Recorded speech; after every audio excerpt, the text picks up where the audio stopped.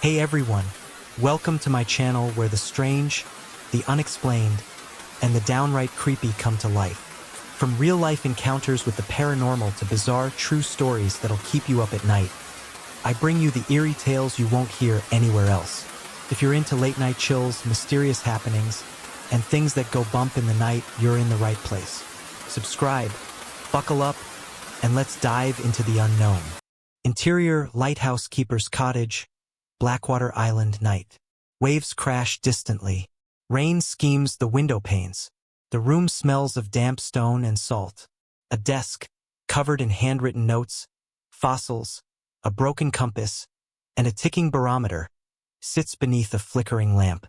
Outside, a deep green beam pulses through the mist every 5 seconds. Action.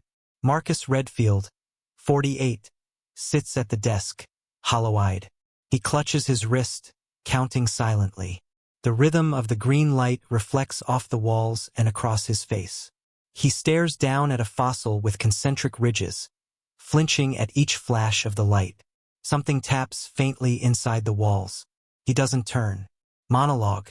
My heartbeat matches the lighthouse now. 5 seconds. A pulse. Another 5. Another beat. I can't tell when it began, only that I noticed it during the storm. The long one, when the mist came in and never quite left. When the light turned green. The Maritime Safety Department said the change was due to bulb shortages. Just a temporary fix. I believed them. I came here for a sabbatical. To finish the book. The island was uninhabited, perfect, they said. Just me, the logs, the weather, the light. Keep it turning. Report any anomalies. Keep to the schedule. For the first 2 weeks, I did just that. The silence helped. I even slept.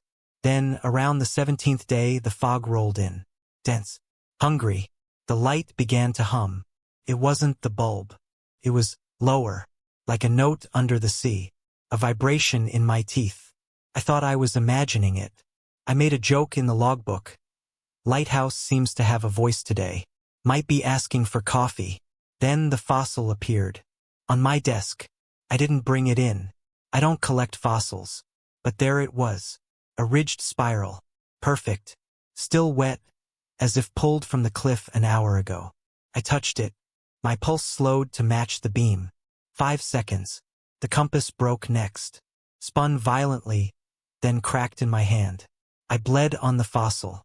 The blood pooled in the grooves, forming shapes I didn't recognize. Then the tapping started. In the walls, sometimes ceiling. Sometimes floor, always in time with the beam, always 5 seconds apart. I thought rats. I set traps. Caught nothing. I listened closer. It was deliberate. Short taps. Long ones. Morse. I translated it. First word, Marcus. My name. Then return. Then again backwards, Nruder. I went to the lighthouse itself. The structure's the same, unchanged for decades. But the stairs, they spiral longer now. I counted the steps before. 82. Now, 113. The control panel blinked symbols I didn't know. Not letters. Not numbers. Just shifting shapes. When I reached the top, I looked into the light. Green. Alive. It moved against its own beam. I saw my reflection in the glass. It blinked when I didn't. Then smiled. Then mouthed, "You are already here." I stumbled down. Fell halfway. My wrist cracked. It didn't hurt. Not then. Not until later. Back at the cottage. Every window faced the beam. The green light bent into the corners. Lit places the sun couldn't reach. It made shadows longer. My own shape lagged slightly behind me like a bad film reel. I tried to sleep, but every time my heart slowed for rest, the beam would flash and I'd wake, because my body was waiting for it. I dug up the fossil, buried it miles inland. Next morning, it was back on my pillow. Dry this time, cracked, humming. The storm hasn't stopped. The logbook is full.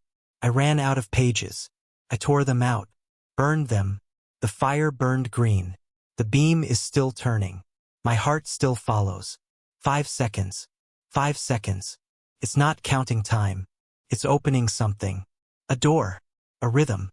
I am not alone on this island. I never was. There are others between the pulses. I see them when I blink. They look like me.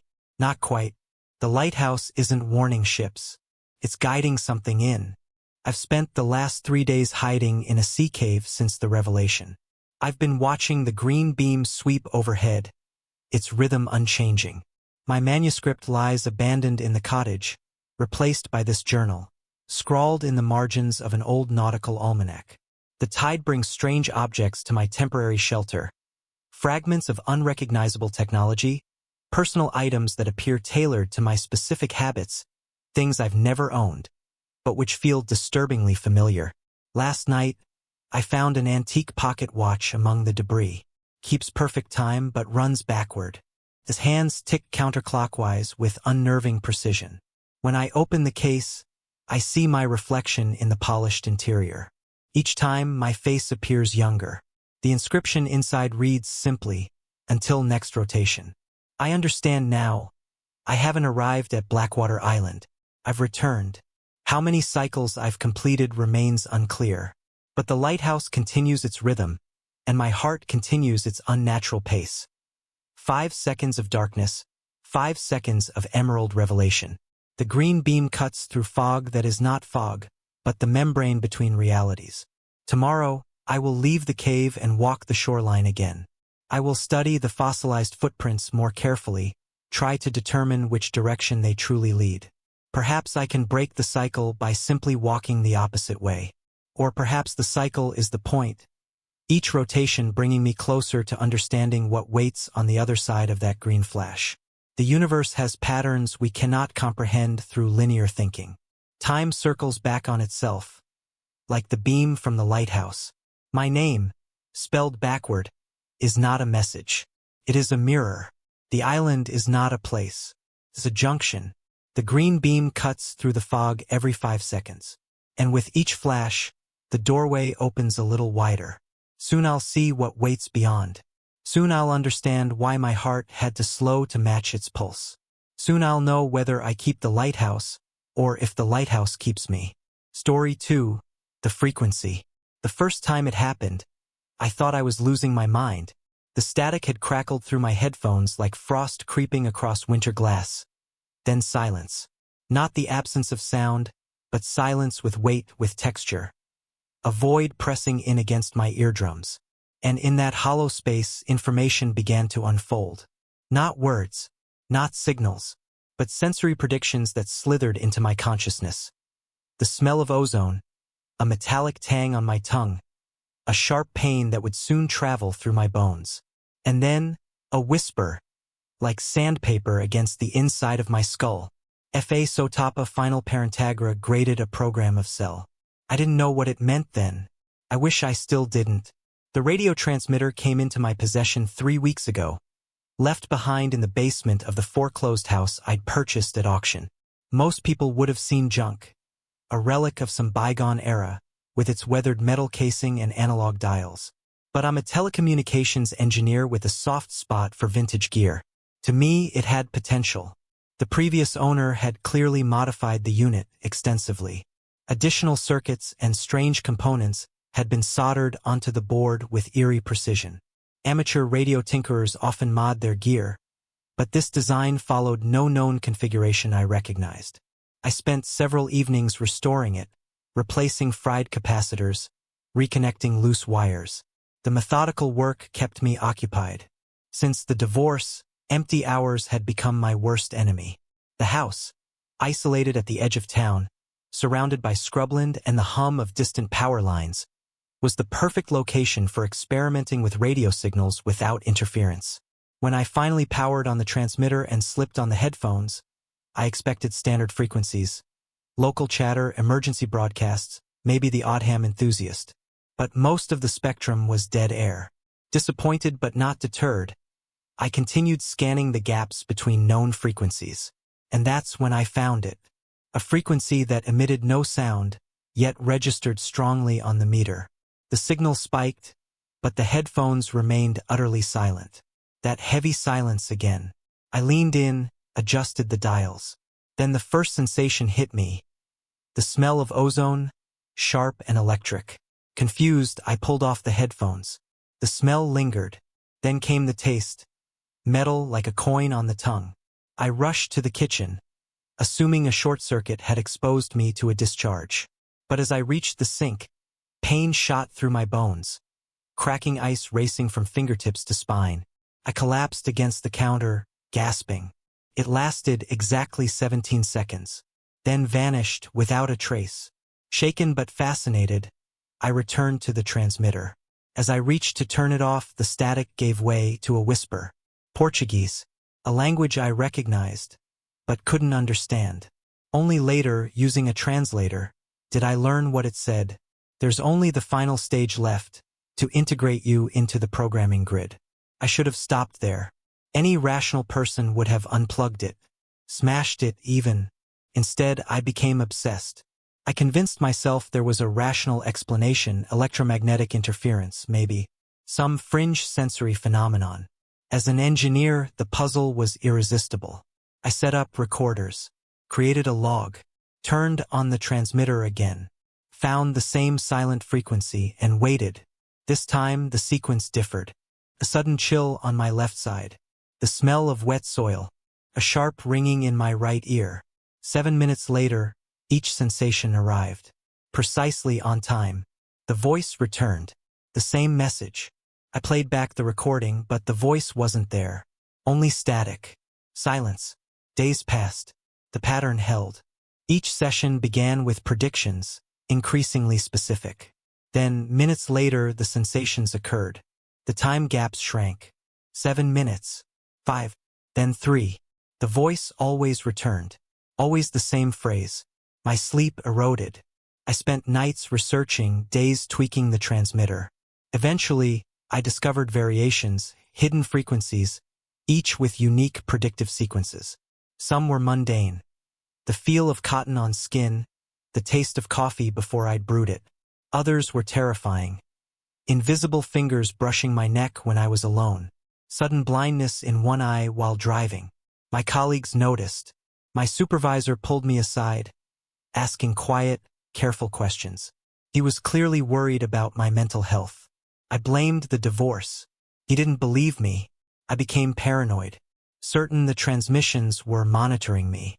I covered windows, disconnected smart devices, searched for surveillance equipment, found nothing, but my certainty only grew. The turning point came last night. After 3 weeks of obsession, I added a feedback loop and secondary receiver, hoping to trace the silent signal back to its source. As dawn broke, I powered it up. The signal meter surged, higher than ever. The silence returned, but deeper, denser. It filled not just my ears, but the spaces between my thoughts. The predictions didn't come as isolated sensations. They arrived all at once. An entire hour of pre-experience compressed into a single pulse of awareness. My movements, my thoughts, everything that would happen. I would go to the bathroom. I would brew coffee. I would look out the end of signal. I glance out the window and spot a delivery truck that wasn't scheduled. A tremor ripples through the earth beneath me. Subtle, invisible to anyone else. Then it unfolds exactly as I saw it before, like I'm trapped inside a script I've already memorized, forced to play my part. When I try to break the pattern, not to look out, not to feel the tremor, my body ignores me, obeying the prediction as if my mind is a passenger, not the driver. The worst comes when the truck arrives. The driver hands me a package I never ordered.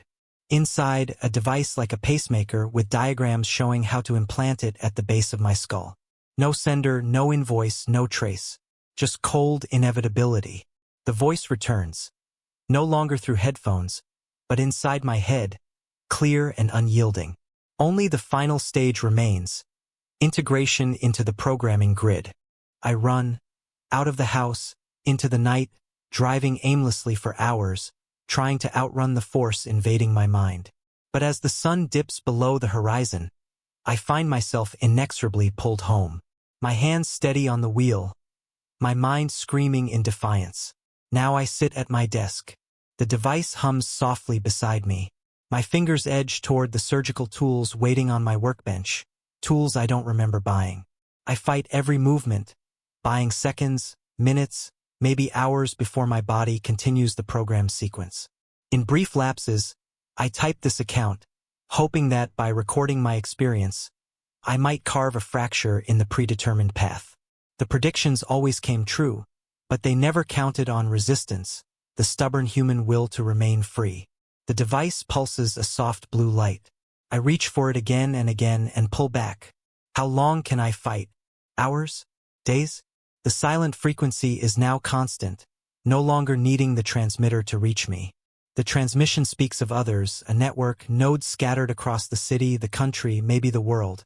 Each person convinced they found their transmitter by chance, each walking the same path to final integration. I wonder, do they fight like I do, or have they surrendered? Power cut out 20 minutes ago in my neighborhood, but the transmitter still hums, pulling energy from somewhere unknown. Outside my window, houses stand dark, save for faint blue glows in select windows. The same blue as the device beside me. The voice changes its message. Resistance only prolongs integration. Your autonomy is an illusion. We permit it until you are ready. My hand inches toward the device again, resistance weakening. I feel myself eroding, worn down by relentless pressure. Maybe integration is inevitable. Maybe this was my fate all along. But there's one variable the transmission never predicted: the transmitter itself. If it can receive, it can disrupt. Summoning my last strength, I rewire the feedback loop, creating a destructive interference pattern. As I connect the final wire, silence shatters for the first time in weeks. My mind floods with blessed static, chaotic, unpredictable, human. The blue light flickers and dies. Outside, other blue lights waver in sync. The voice breaks up, distorted. Temporary disruption, recalibration in progress. Then nothing. The transmitter overheats, melting its components under the interference's strain. I should flee, disconnect, save what remains. Instead, I laugh, raw, unprogrammed laughter. Sparks rain down from the transmitter's casing. I don't know if I've broken free or merely delayed the inevitable. Perhaps the grid will find another frequency, another way. But right now, in this moment, my sensations are my own, unpredicted, genuine. The acrid scent of burning electronics. The sound of my laughter. The fierce, imperfect beauty of autonomy. Tomorrow, I'll destroy the device and transmitter. I'll seek out others with blue lights in their windows. I'll search for answers. But tonight, I revel in the chaos. In static. In the unknown. In a future I cannot predict. I've attended every company anniversary celebration since I was hired. The control panel offers another anomaly. The buttons for floors 1 through 12 are there, then 14 through 30, but now there's an additional button where the 13th should be. It's different from the others, not metal with engraved numbers, but what appears to be aged ivory, with the number carved by hand. The patina suggests decades of use, fingertips wearing down its surface. I'm certain it wasn't there when I entered the elevator. I'm certain, but doubt gnaws at the edges of my mind. My breath comes in short, painful gasps now, each inhalation burning in my chest. The cold has become almost unbearable, and frost forms on my eyebrows and lashes. I find myself shivering uncontrollably, teeth chattering so violently I worry they might crack. Yet despite the freezing temperature, sweat beads on my forehead and neck, immediately crystallizing against my skin. The chain sounds grow louder, more insistent. I can feel vibrations through the soles of my shoes now. Something substantial is dragging itself closer. The parallel gouges in the ice deepen and widen before my eyes, though still nothing visible causes them. The voices outside rise in volume and urgency. Is it safe to come up yet? Is it safe to come up yet? Is it safe to come up yet? Each repetition pounds against my skull, and I cover my ears, but it makes no difference. The voices aren't coming through the walls. They're somehow inside the elevator with me, or inside my head. My heart hammers against my ribs so hard I fear it might bruise. My mouth has gone desert dry, tongue sticking to the roof as I try to swallow. A memory surfaces, unbidden and unwelcome. 3 weeks ago, rumors circulated about a night janitor who quit without notice. People said he'd experienced something in the elevator late one night. I had dismissed it as office gossip, the kind that flourishes in fluorescent-lit cubicle farms. Now I wonder if he stood where I stand, felt what I feel. The security guard's words from earlier tonight echo in my mind. He had seemed concerned when I mentioned returning so late, had suggested I take the stairs instead of the elevator. Just routine maintenance, he'd explained when I pressed him. Nothing to worry about. But his eyes slid away from mine, and his hands trembled slightly as he signed me in. The chain sounds stopped abruptly. The sudden silence is deafening in its completeness. Even the voices have ceased their questioning. The only sound is my own harsh breathing and the frantic drumming of my pulse in my ears. Then a new sound emerges. A low, wet scraping directly beneath my feet. Something moves on the other side of the floor, pressing against the thin barrier between us. The ice cracks in spiderweb patterns, small fissures spreading outward from the center. I back into the corner as far from the spreading cracks as possible. My back presses against the walls, which no longer feel like metal but like something organic and pulsing. I want to scream, but my throat constricts, allowing only a wheezing gasp to escape. The digital display above the door flickers rapidly, cycling through numbers seemingly at random before settling on 13 again. Below it, the time display reads 2:17, still 2:17, as it has been since the elevator stopped. Time itself seems frozen in this metal coffin. In my pocket, my phone vibrates, impossible given the lack of signal, yet undeniably happening. With trembling fingers, I withdraw it. The screen illuminates my face with its ghostly glow. A text message from an unknown number reads, "Don't answer them." As if on cue, the voices return, this time with a different question. "Are you the one we've been waiting for?" My thumb hovers over the ivory button. I don't remember reaching for the control panel, don't remember consciously deciding to approach it. Yet here I stand, drawn to the 13th floor button by some compulsion beyond my understanding. Another text appears. They've been waiting since 1994. The date on the inspection certificate. The date of what? An accident? An incident no one talks about. Something buried in redacted maintenance reports and sealed legal documents. The gravity shifts again, more violently this time.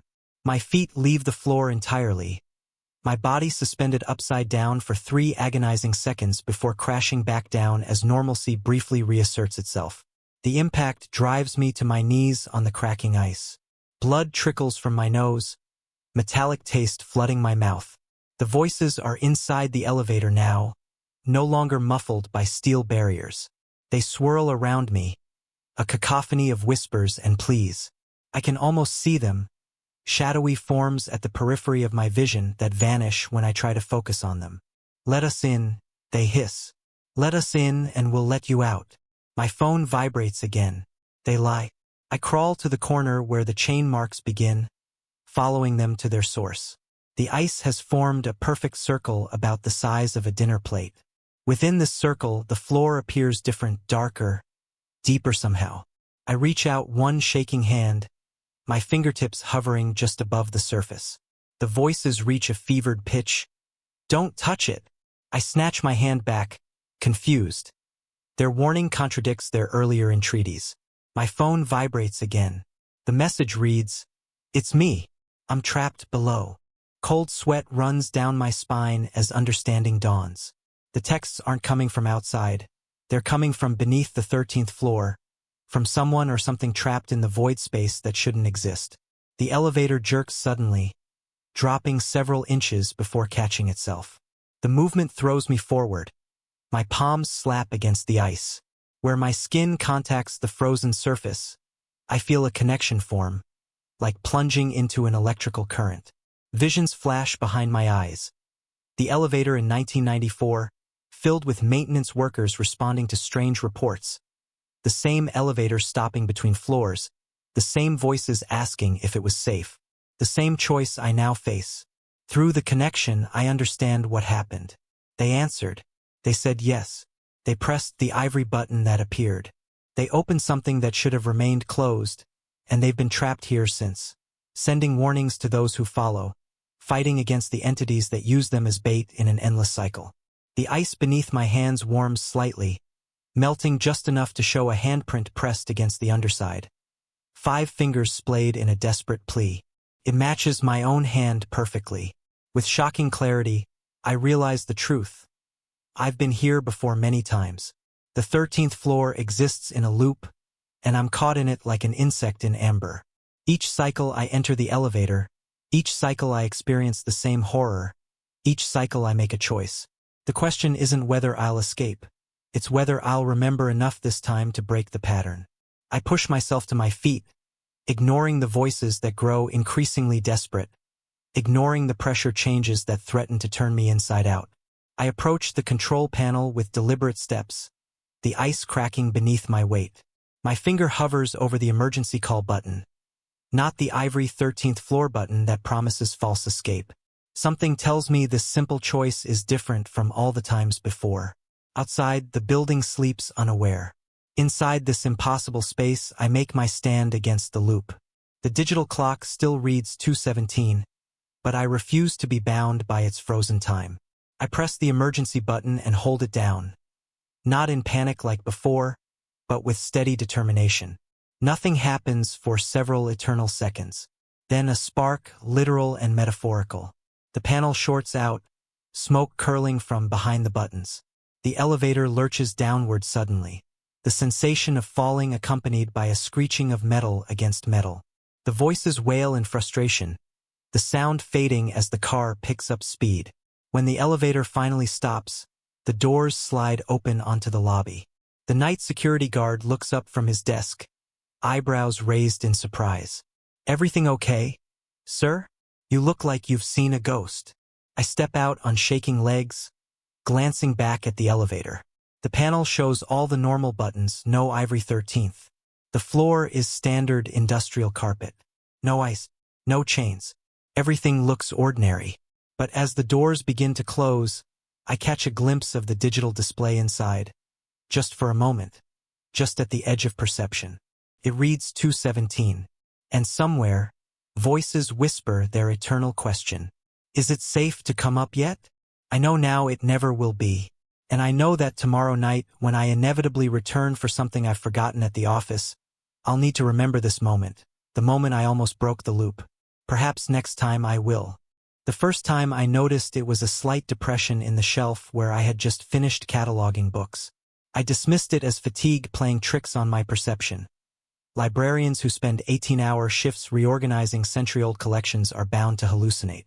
But when I returned the next morning and ran my fingers along the oak surface, the indentations were undeniable.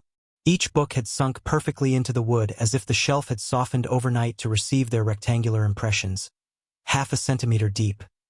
Not enough for anyone else to notice, but my fingers have always been sensitive to textures. That was 3 weeks ago, before the books began sinking deeper, before the ink started to move. I inherited Blackwood Library when my uncle passed. The building itself is a Victorian monstrosity, all warped wood and uneven floors, with narrow windows that let in light reluctantly. The collection spans generations, many volumes so rare that scholars occasionally make pilgrimages to consult them. I moved into the attached living quarters immediately after the reading of the will, partly out of necessity. My apartment lease had conveniently ended, and partly out of obligation. Uncle Walter had no children. I was his only living relative, and someone needed to maintain the collection. The trouble began when I started the recataloguing project. The existing system was archaic, a modified Dewey Decimal abomination of Uncle Walter's own devising. Converting it to something searchable in the digital age seemed the responsible thing to do. I started with the Eastern Wing, pulling volumes, recording their details, and replacing them with small classification tags. The first week passed uneventfully. The second week, I began noticing the depressions. By the third week, books I had cataloged were sinking noticeably into the shelves. A full inch in some cases, as if the wood beneath them had become permeable, softening to accept the weight above it. Running my hand across the shelves revealed a topography of rectangular dips and valleys. I consulted a carpenter who examined the wood with professional interest before declaring it perfectly sound. Solid oak. "They don't make shelves like this anymore," he said, tapping the surface with his knuckles. No rot, no water damage. When I pressed him about the depressions, he squinted at me with sudden suspicion.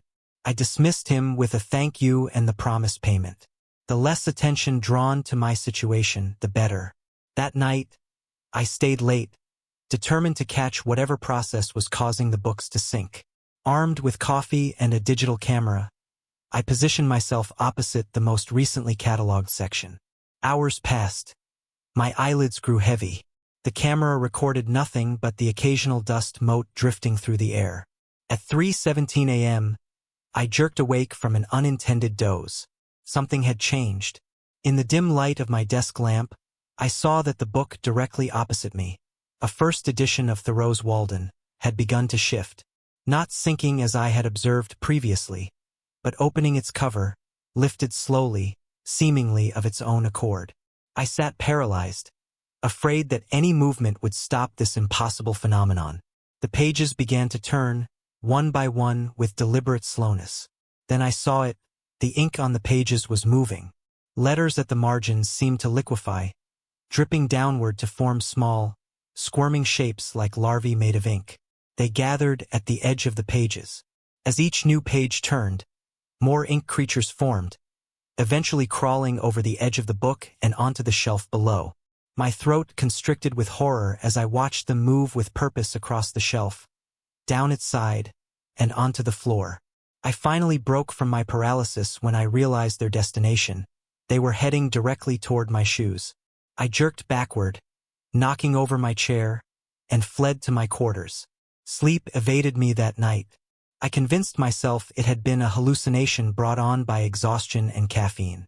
Yet when I returned in the morning, small ink stains marked the path from that particular shelf to where I had been sitting. The pattern established itself with maddening consistency. Each day I would catalog more books. Each night, the newly cataloged volumes would sink deeper into their shelves, and increasingly I would find evidence of the ink's nocturnal migration. Dark stains on the floor, smeared across the baseboards, occasionally even on the furniture. I began wearing different shoes each day, only to find the ink creatures invariably changed their path to intercept whichever footwear I had chosen. I tried leaving no shoes out at all, but then discovered inky streaks leading to my bedroom door instead. My sleep deteriorated. Dark circles formed under my eyes. I caught myself talking aloud to an empty room more than once. The local doctor prescribed sleeping pills, which I took, but they provided only dreamless fragments of rest. The worst development began exactly 10 days ago. After a particularly exhausting day of cataloging the philosophy section, I retreated to my quarters earlier than usual. I hadn't bothered turning on all the lights in my hurry to collapse into bed. That's when I spotted it. On the bookshelf opposite my bed stood a volume I didn't recognize, bound in dark leather with no title on its spine. It seemed to absorb the scant light in the room rather than reflect it. Something about it commanded attention, an almost magnetic pull that forced me out of bed despite my exhaustion. When I opened it, my blood turned to ice water in my veins. Inside, instead of text, were intricate illustrations of what could only be described as a circulatory system, blood vessels branching and winding across the pages in precise anatomical detail. It took several pages before the horrifying recognition set in. These were my veins. The distinctive pattern of varicose veins behind my left knee, the small cluster of spider veins on my right ankle that I'd had since college, the peculiar branching pattern on my left wrist where I'd suffered a deep cut as a teenager. I slammed the book shut and threw it across the room. It hit the wall with a dull thud and fell open on the floor. When I finally gathered the courage to retrieve it minutes later, the pages were blank. The next night, a new volume appeared in a different location, this time on the shelf in my small kitchen. This book contained the veins of my right arm in exquisite detail. The night after, another appeared in my bathroom, showing the complex network of vessels in my neck and face.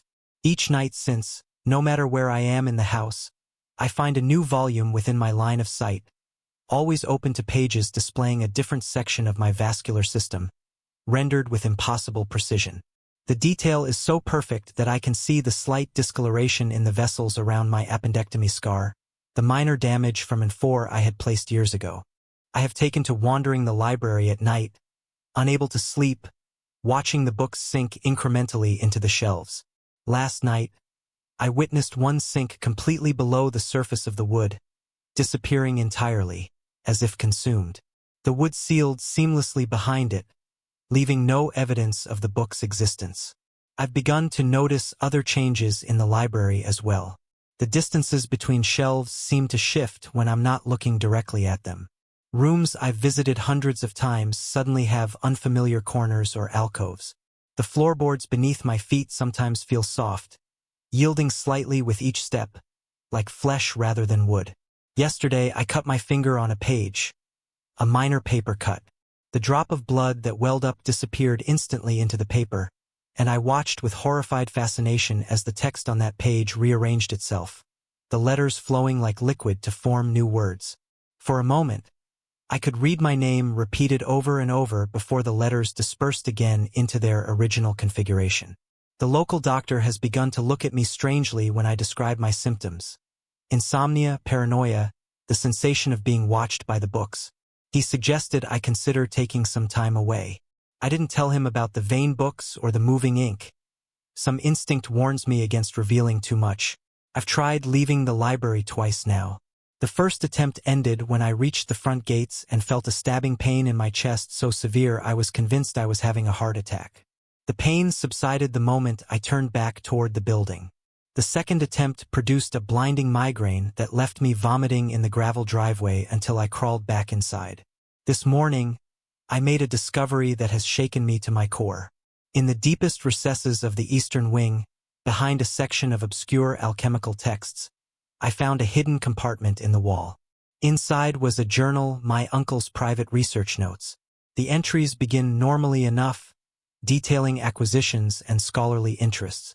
Then, about 5 years before his death, the tone changes. He begins describing phenomena identical to what I've been experiencing. Sinking books, moving ink, volumes of veins. His handwriting becomes increasingly erratic as the journal progresses. The final entry, dated 3 days before his death, contains a revelation that makes my situation clear. The library, according to my uncle, is not merely a collection of books. It is a living entity that has evolved symbiotic relationships with its custodians. Over generations, the books sinking into the shelves are being absorbed into its digestive system. The ink creatures are like antibodies, sampling the DNA of the current custodian. The vein books, these are the library mapping my circulatory system to connect with it. My uncle's final words chill me. It is ready to complete our union. I have catalogued the final section as instructed by the texts. Tomorrow I will allow the convergence to proceed. The medical examiner ruled his death natural, heart failure, but now I understand the library had fully integrated with him. His veins and its wooden arteries became one system. I stopped the cataloging project immediately. Perhaps if I don't complete it, I can prevent whatever convergence awaited my uncle. But the changes continue regardless. This morning, I noticed thin root-like protrusions emerging from the floorboards near my bed. They retreated when I approached, but I know they'll return. The vein books continue to appear nightly, and they've begun to show not just my existing vascular system but modifications, places where my vessels seem to connect to woody, root-like structures. A blueprint for what the library intends. Most disturbing of all, I've begun to find splinters under my skin. Tiny wooden fragments that emerge from my fingertips after I've touched the shelves. When extracted, they squirm briefly before becoming still. Last night, I made a desperate decision. If the library is alive, if it's been absorbing books and knowledge for generations, then somewhere in its collection there must be information on how to separate myself from it. I barricaded myself in the western wing with supplies and began a systematic search of the oldest volumes. Hours ago, I found something promising. A leather folio written in Latin describing a similar entity in Bavaria in the 1700s. The account includes a ritual of severance that might work, involving a mixture of salt, iron filings, and the blood of the custodian applied to every threshold of the building at dawn. As I write this, I'm preparing the mixture. Dawn is less than an hour away. The library seems aware of my intentions. The floorboards ripple with movement, and several times I've had to leap away as sections of the floor suddenly soften and try to engulf my feet. Books have begun hurling themselves from shelves as I pass. The ink creatures have grown larger, some now the size of rats, and they gather in corners watching me with malevolent attention. Most concerning is the latest vein book that appeared moments ago on this very desk. It shows my entire circulatory system, now heavily modified with wooden channels replacing over 50% of my natural vessels. According to this diagram, the transformation is already far advanced within me, though I've seen no external signs. The mixture is ready. I can feel pulses of movement through the floor, the library's massive heartbeat growing stronger as dawn approaches. I don't know if this will work, if I can break the connection that has already formed between us, but I have to try. If anyone finds this account, know that the Blackwood Library is not what it seems. It hungers, consumes, transforms, and it has been doing so for generations. The eastern sky is lightening. It's time. The first time I saw them, I thought they were just reflections, distorted shadows playing tricks on my tired eyes as I navigated the midnight stretch of Highway 47. But reflections need something to mirror, and out here, miles from civilization, surrounded by nothing but marshy wilderness, there was nothing that could cast such perfect silhouettes of vehicles keeping pace with my truck. The asphalt ahead dipped beneath a shallow lake that had swallowed this section of road decades ago, creating a watery passage travelers whispered about but rarely chose to cross. As my headlights illuminated the submerged pavement, I felt an electric chill crawl up my spine that had nothing to do with the October cold. I'd been driving for 14 hours straight. The trucking company I worked for didn't officially condone such marathon sessions, but we all knew what deadlines meant in this business. Make the delivery on time, or don't bother coming back. My GPS had died somewhere near the state line, and my phone showed no service. The paper map in my glove compartment displayed this route as a dotted line. A seasonal road, it claimed, but it was my only shot at making the delivery by morning. As my tires hit the water, they kicked up small waves that lapped against the undercarriage. The truck's engine growled in protest, but I pressed on. That's when I noticed the strange behavior of my headlights. Their beams didn't scatter through the water as they should have. Instead, they seemed to harden in the murky depths, becoming tangible ribbons of sickly yellow light that burned into my retinas.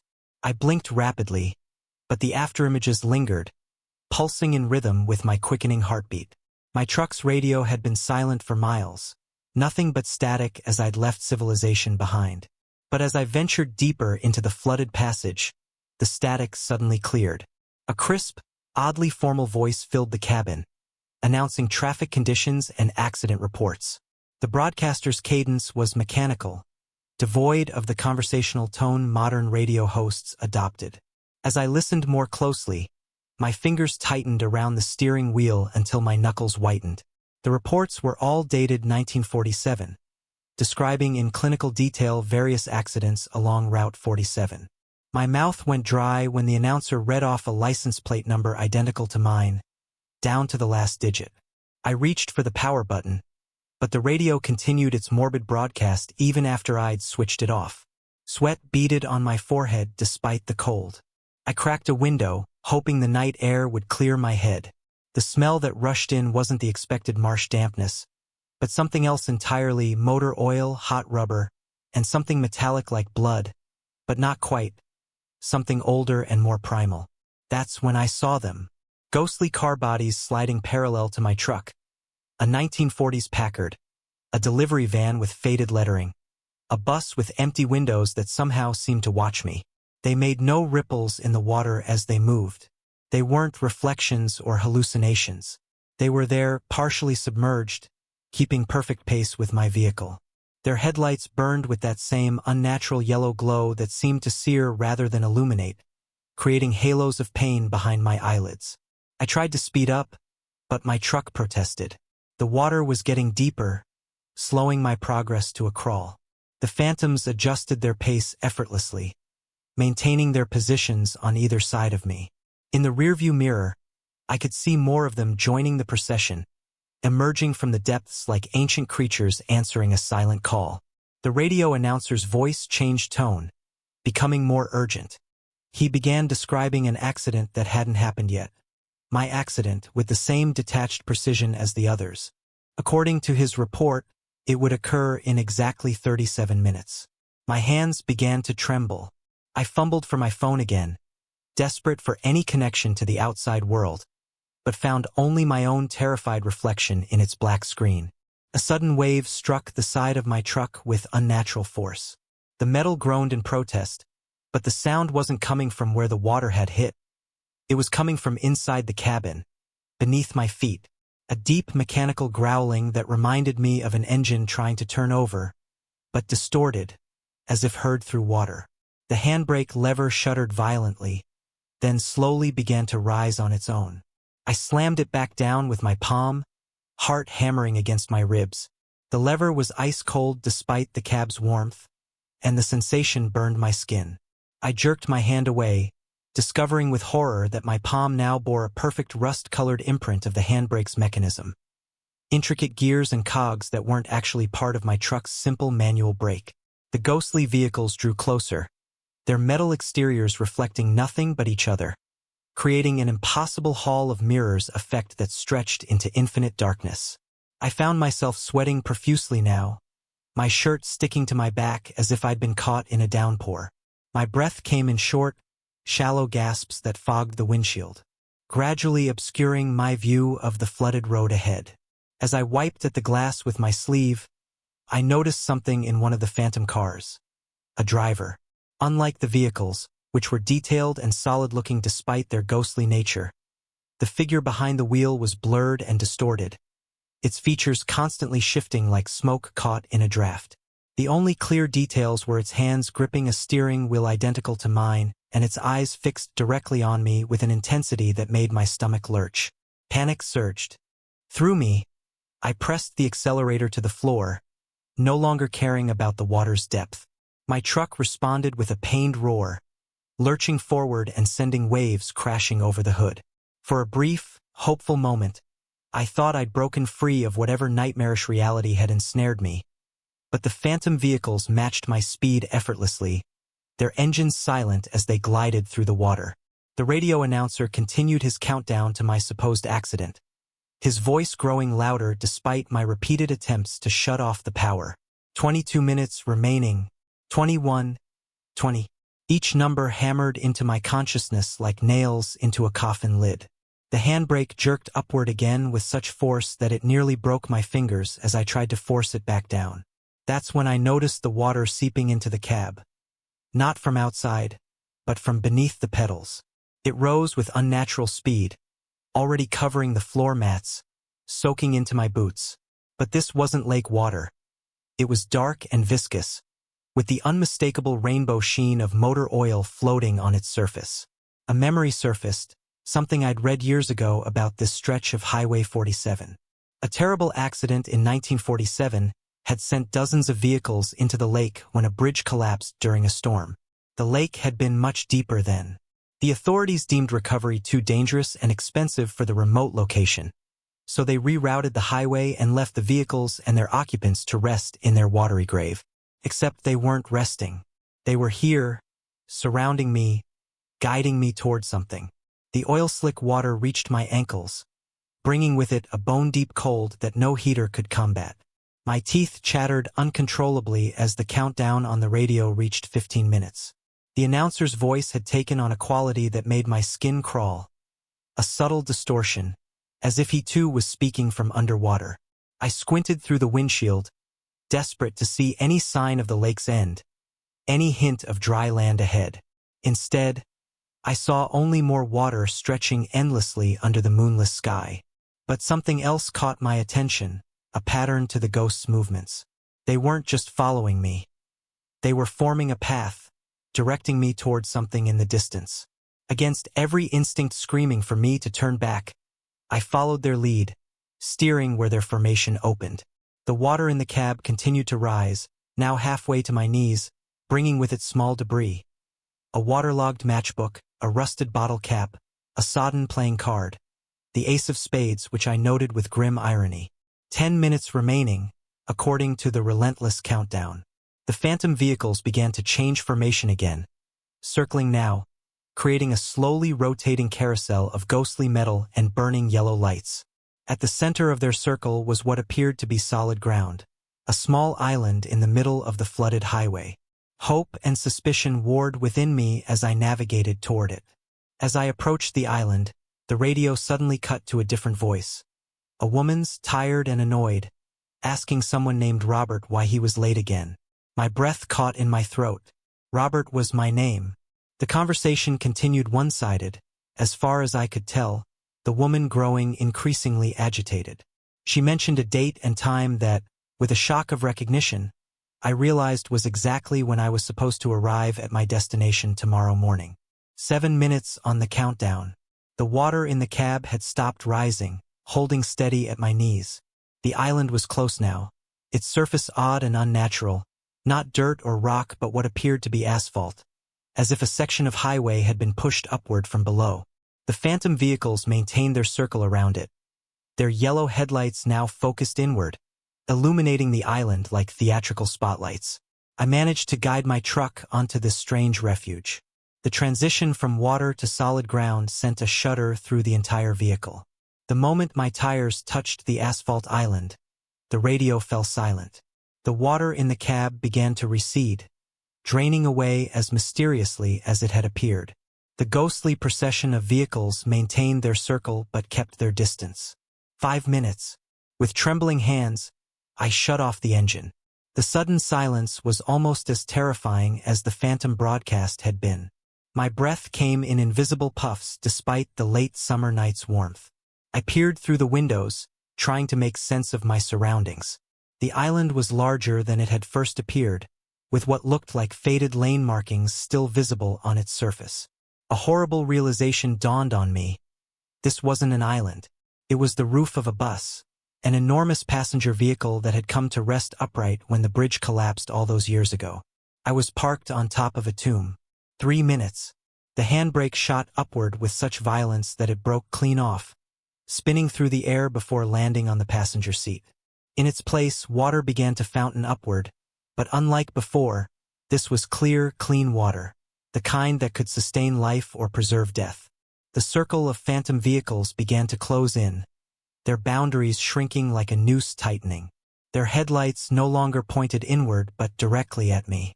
The yellow beams were physically painful where they touched my skin. 1 minute. In desperation, I threw open the door and stumbled out onto the bus roof. The moment my feet touched the surface, the phantoms froze. The countdown on the radio, still audible through my open door, stopped at 42 seconds. Something had changed, the script had been broken. That's when I understood. They weren't trying to cause an accident. They were trying to prevent me from having one.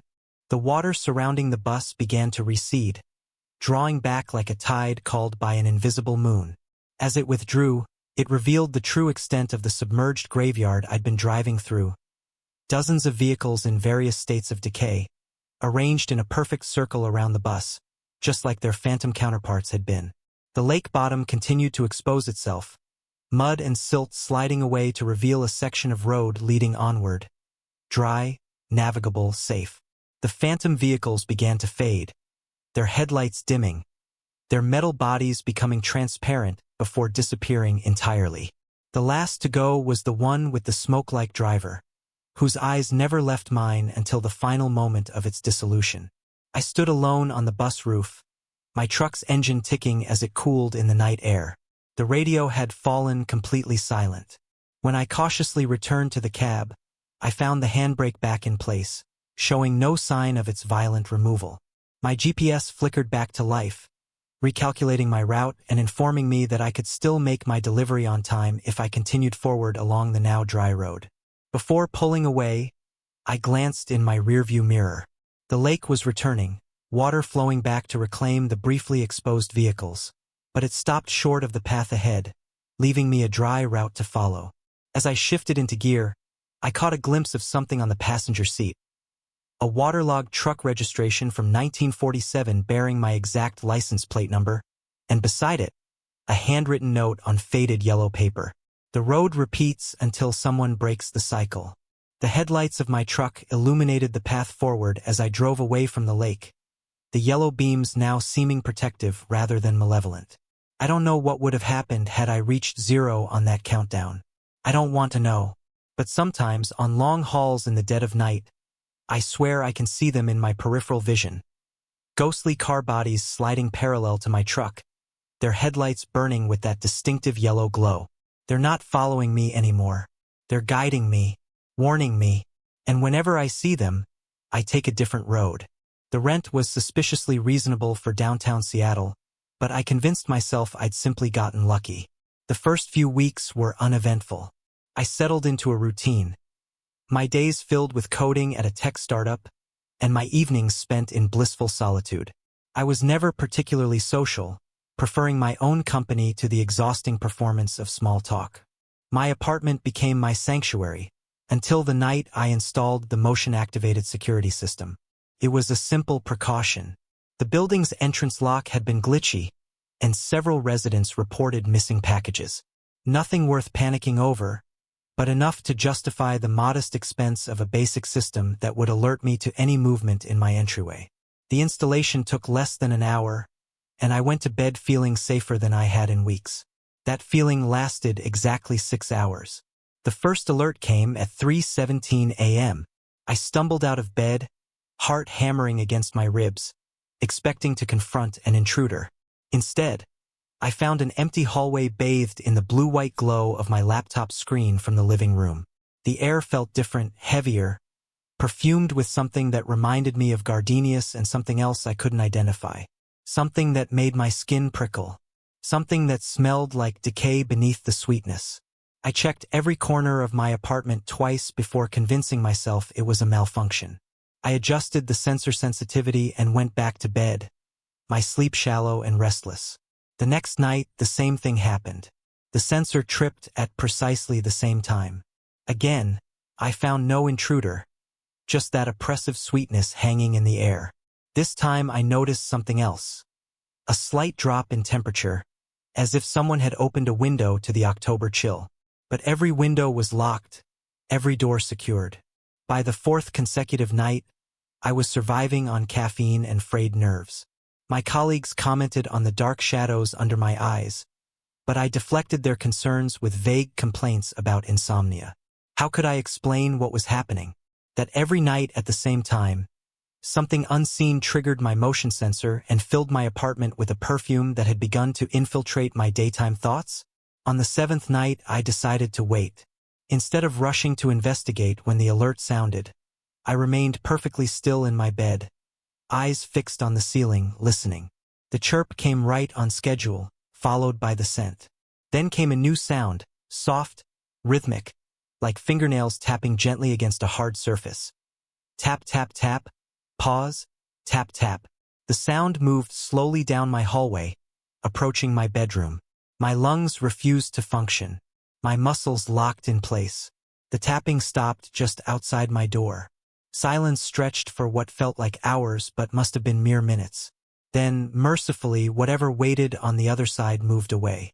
The tapping receded, and I gasped for air, my throat burning as I sucked in the overly sweet perfume that now permeated every corner of my living space. In the morning, I found nothing out of place. No footprints, no evidence of any intrusion. Just the lingering trace of that scent, so faint I almost convinced myself I'd imagined it all. Almost. I began researching the building's history during my lunch breaks. The Westlake had been constructed in the 1930s, converted to apartments in the 70s, and renovated several times since. Nothing in its past suggested tragedy or violence, no notorious deaths, no disappearances, nothing to explain what was happening in my home. When I asked the building manager about the previous tenant of my unit, his expression closed like a fist. He muttered something about a privacy policy and changed the subject. I pressed harder, and he finally admitted she had left suddenly, breaking her lease and forfeiting her security deposit. No, he didn't know where she'd gone. No, there hadn't been any complaints from her.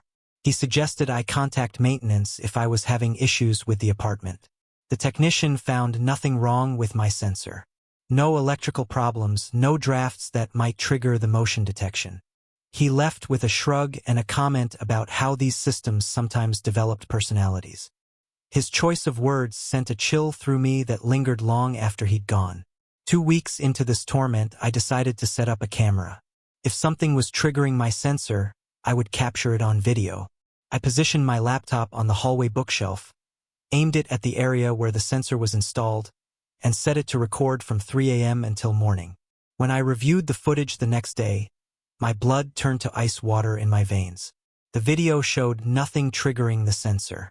No movement, no shadows, no explanation for the alert that had definitely sounded at 3:17 a.m. But the most disturbing element was what happened to the recording itself.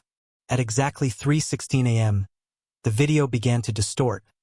The image warped, stretching and contracting like a reflection in a funhouse mirror. Then, at 3:17, the screen went completely black for exactly 6 minutes and 23 seconds before resuming normal recording of my empty hallway. That night, I couldn't bring myself to sleep in the apartment. I checked into a hotel downtown, telling myself I just needed one night of uninterrupted sleep to think clearly. But even in the sterile anonymity of the hotel room, I woke at 3:17 a.m., my nostrils filling with that same cloying sweetness. I bolted upright, flicking on every light, but I was alone. The scent dissipated quickly, like it had never been there at all. I returned to my apartment the following evening, a new determination hardening in my gut. If whatever this was had followed me to the hotel, then running wasn't the answer. I needed to confront it. I spent the day preparing.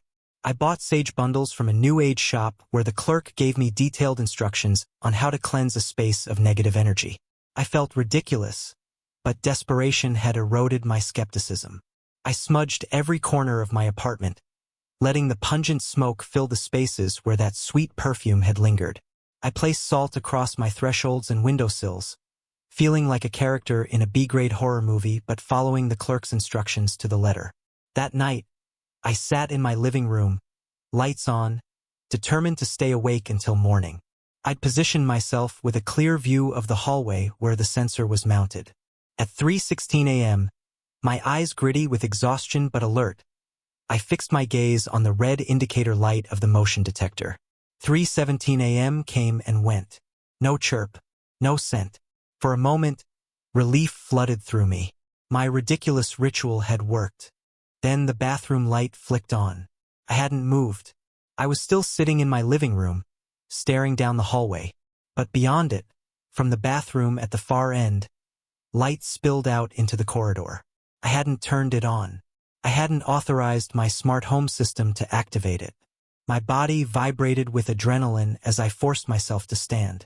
My legs felt disconnected from my brain, moving forward against their own will. The hallway stretched before me impossibly long. The bathroom door stood half open, light bleeding around its edges. As I approached, the sweet perfume returned stronger than ever. It rolled over me in waves, making my eyes water and my stomach clench. I pushed the door open with trembling fingers. The bathroom was empty. The light hummed softly overhead, illuminating the pristine white tiles and chrome fixtures. Everything appeared normal until I looked at the mirror. My reflection stared back at me, but not quite right. I stood frozen in the doorway, but my reflection had both hands gripping the edge of the sink, knuckles white with pressure. When I finally managed to lift my hand in a jerky wave, my reflection remained motionless from the wrists down. A cold sweat broke across my forehead. I blinked hard, certain I was hallucinating from lack of sleep. When I opened my eyes, something worse awaited me. Around my reflection, shadows moved. Feminine silhouettes, undefined yet unmistakable in their curves and movements. They clustered around my mirrored self, dark shapes against the bathroom light. I watched, paralyzed, as one shadow lifted what looked like a brush to my reflected face. Another held what might have been a lipstick. They pantomimed the application of makeup, their movements delicate and practiced. My reflection's eyes widened in a terror that perfectly mirrored my own, but its hands remained gripping the sink while the shadows continued their macabre beautification ritual. I felt phantom sensations across my skin. Cool cream being spread, powder dusting my cheeks. Something waxy dragged across my lips. I broke free from my stupor and staggered backward, my hip colliding painfully with the door frame. The shadows in the mirror continued their work, unconcerned by my retreat. I turned and ran. My bare feet slapped against the hardwood floor of the hallway. The front door was too far. Some animal instinct drove me toward the emergency exit at the end of my hallway, a service corridor that connected to the building's fire stairs. I'd never used it before, had barely registered its existence during my daily comings and goings. I slammed into the fire door at full speed. The impact knocked the wind from my lungs. It didn't budge. I rattled the handle frantically, but the door remained firmly shut, locked or jammed. It refused to grant me escape. In the dim light of the emergency exit sign, something on the door's surface caught my attention. Red marks, fresh and glistening, arranged in whorls and patterns across the metal. I stepped back, my breath coming in sharp, painful bursts.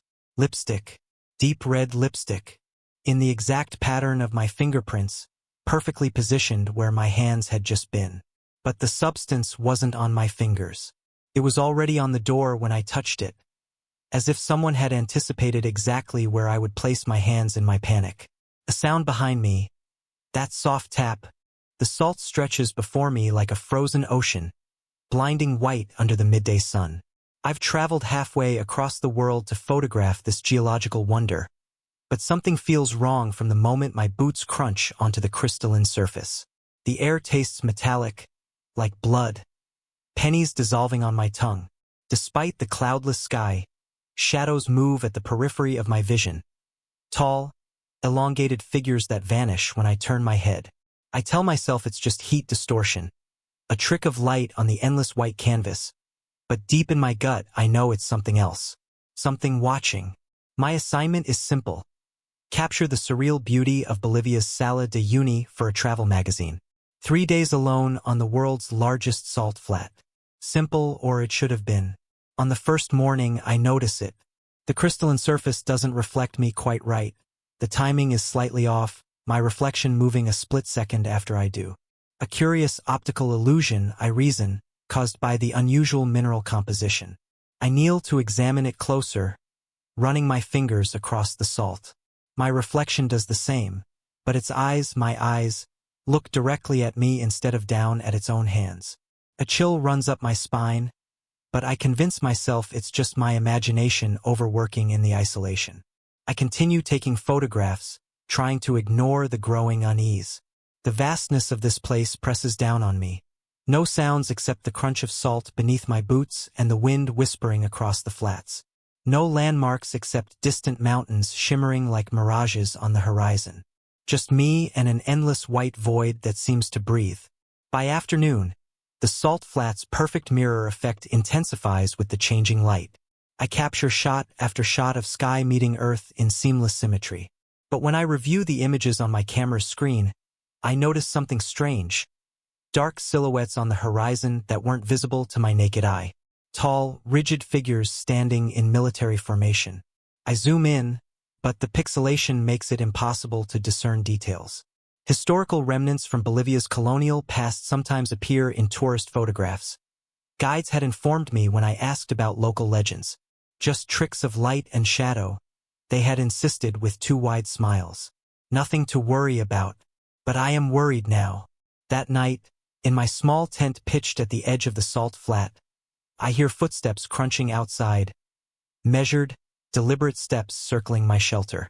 I grip my flashlight tight enough to whiten my knuckles. But when I finally summon the courage to look outside, I find only unbroken salt stretching in all directions, gleaming under moonlight. No footprints except my own. No explanation for the sounds that continue intermittently until dawn breaks. Sleep comes in fitful bursts, filled with dreams of men in antiquated military uniforms standing at attention, watching me through rifle sights. The second day dawns with a blood-red sunrise that paints the salt crimson. I force myself to continue working, telling myself that the solitude is affecting my mind. The magazine expects photographs, and professional pride won't allow me to flee without completing my assignment. I've worked in war zones and disaster areas. Surely I can handle an oversized salt deposit playing tricks on me. By mid-morning, the heat has become oppressive, distorting the horizon with shimmering waves. I notice dark spots appearing in the distance, like holes punctured in the fabric of reality.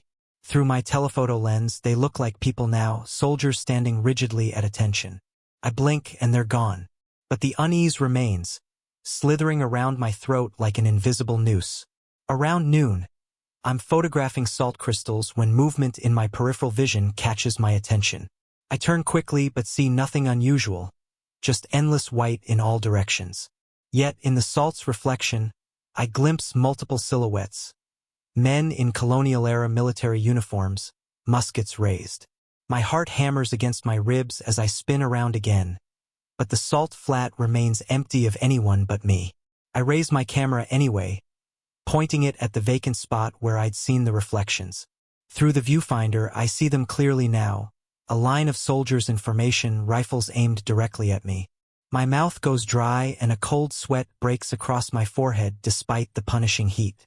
I pull away from the viewfinder and they vanish. Look through it again and they reappear. My hands begin to shake as I take photograph after photograph of the apparently empty salt flat. Each time I review the images, the soldiers are there, growing closer with each shot. I start walking backward, away from that spot, keeping my eyes fixed on the seemingly empty space. That's when I feel it, something tugging at my jacket. I look down to find a small, perfectly round hole in the fabric, edges smoking slightly. Salt crystals glitter around the singed opening. There's no pain, no blood, but another hole appears as I watch, then another. Tiny perforations materialize across my chest and arms, while no sound breaks the eerie silence of the salt flat. Panic surges through me, my pulse pounding in my ears. I stumble backward, tripping over my own feet and landing hard on the salt crust. My camera falls beside me, and through some instinct I can't explain, I grab it and raise it to my eye. The world inverts through the viewfinder. White becomes black, light becomes shadow, and there I am in the negative image. Not lying on the ground but standing tall, dressed in the same colonial uniform as the soldiers, a rifle braced against my shoulder. My finger, no, not my finger, is curling around the trigger, moving of its own accord. I'm aiming at the line of soldiers, who are now dropping to the ground one by one as invisible bullets strike them. I tear the camera away from my face, gasping for breath. The salt flat stretches normal and empty before me, but my jacket now sports dozens of tiny, smoking holes. Fear crawls up my throat like bile as I scramble to my feet, clutching the camera like both salvation and damnation. A theory forms in my mind, impossible, insane, yet the only explanation that fits. Somehow, through some twist of physics or supernatural intervention, at 1 hour 30 minutes and 54 seconds, soldiers fired at my reflection, and holes appeared in my actual jacket. But when I looked through my camera, the roles reversed. I became the shooter and they became the targets. The realization made my skin crawl. I was caught in some horrific cycle of violence, playing out across dimensions, maybe across time itself. Had my presence triggered it? Why? What connection did I have to this place, these colonial soldiers? I remembered then the history I'd researched before coming. This vast salt flat had once been the site of brutal conflicts during Bolivia's fight for independence. Indigenous peoples massacred by colonial forces. Later, revolutionary armies clashing with loyalists. Blood soaking into salt until the white crust gleamed red. The local guides' nervousness made sense now. They knew what happened here when darkness fell. As the sun began its descent, the air grew colder. The reflections in the salt grew sharper. I needed to leave before night came, but disorientation had set in. Which direction led back to civilization? The mountains I'd used as landmarks earlier were now gone, swallowed in a rising mist that crept across the salt like ghostly fingers. I started walking anyway, picking a direction at random, boots crunching too loudly in the unnatural silence. The holes in my jacket multiplied, though I saw nothing, heard nothing that could have caused them. Salt crystals clung to the edges of each tiny perforation, glittering like diamonds in the fading light. The skin beneath each hole tingled but remained unbroken. It was as if the injuries were happening to my reflection, not to me. Yet the damage to my clothing was real enough. I wondered, with growing horror, what would happen when the invisible bullets found flesh instead of fabric. Desperation drove me to try something reckless. I stopped, planted my feet firmly on the salt, and raised my camera again. Through the viewfinder, the negative world showed me holding the rifle, finger tightening on the trigger. I whispered a silent prayer to whatever gods might be listening and focused on my own finger in the viewfinder. Willed it to stop. Willed it to pull away from the trigger. Pain lanced through my hand as if the bones were breaking. I grit my teeth and maintained focus, fighting against whatever force controlled my negative self. Sweat poured down my face. My vision blurred. But slowly, agonizingly slowly, my finger in the viewfinder moved away from the trigger. The effect was immediate. The invisible assaults on my jacket stopped. I'd broken the cycle, at least temporarily.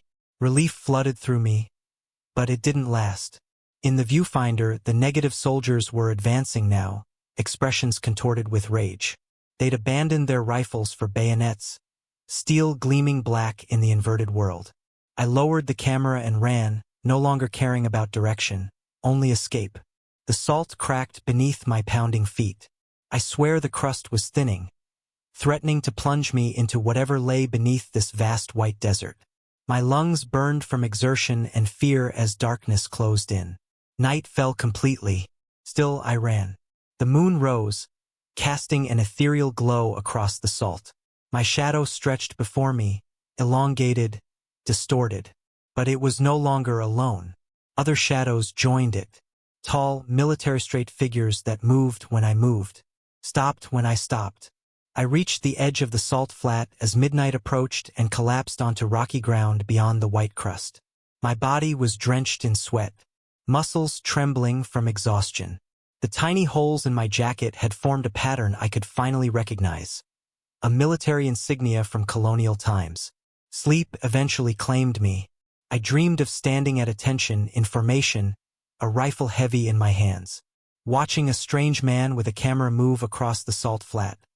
A man wearing my face but not belonging to my time.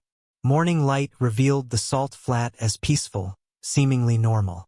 But I knew better. I knew what hid beneath the surface, what waited in reflections. With shaking hands, I packed my equipment, checked my camera one last time. The final photograph I'd taken showed me. A negative, the rifle lowered but still in my hands. Behind me stood rows of soldiers, their faces now clearly visible. Among them, I recognized myself. Not a negative image. Another me, watching with hollow eyes. I destroyed the camera before leaving. Smashed it against rocks until nothing remained but twisted plastic and shattered glass. The magazine wouldn't get their photographs. I'd fabricate a story about equipment failure. Pay back the advance if necessary.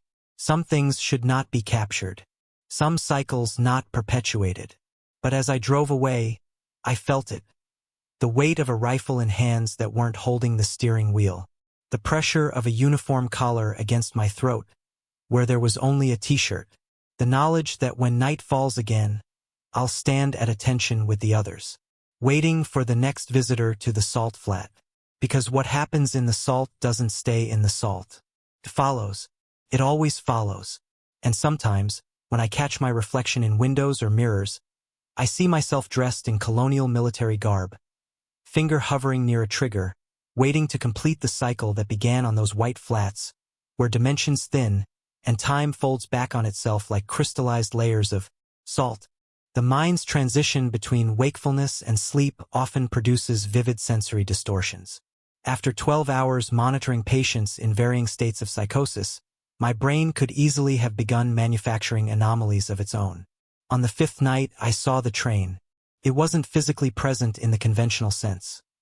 Rather, it manifested as a distortion in the air, like heat waves rising from summer asphalt. But inverted. Cold ripples warped the fluorescent lighting. It moved through the tunnel parallel to my car, occupying space that shouldn't exist beyond the concrete walls. The shape was unmistakable. A massive locomotive pulling windowless cars, all rendered in translucent layers of reality that shouldn't coexist with ours. That night, my watch lost 40 seconds. The pattern was clear. 8, 16, 24, 32, 40. Each night, another 8 seconds vanished from my life. I began researching the tunnel's history. Westfield Tunnel was completed in 1977, replacing an older railway underpass that had served the industrial district since 1891. Construction records showed nothing unusual, but newspaper archives told a different story. 3 unexplained disappearances during the tunnel's construction. Workers who entered the partially completed structure and never emerged. Authorities concluded they'd abandoned their posts, perhaps fled town for personal reasons, but their belongings remained in their lockers. Their final paychecks were never collected. What disturbed me most were their initials. JM, James Allen McIntosh. RDS, Robert Daniel Sinclair. TLW, Thomas Lawrence Wiltshire. My own initials are MHB, Matthew Henry Blackwood. The coincidence seemed negligible, until I noticed something on the tunnel's metal service panels. On the 7th night, the whistle had become so intense I nearly lost control of my vehicle. I pulled onto the narrow maintenance strip and used my phone's flashlight to inspect one of the stainless steel access panels embedded in the wall.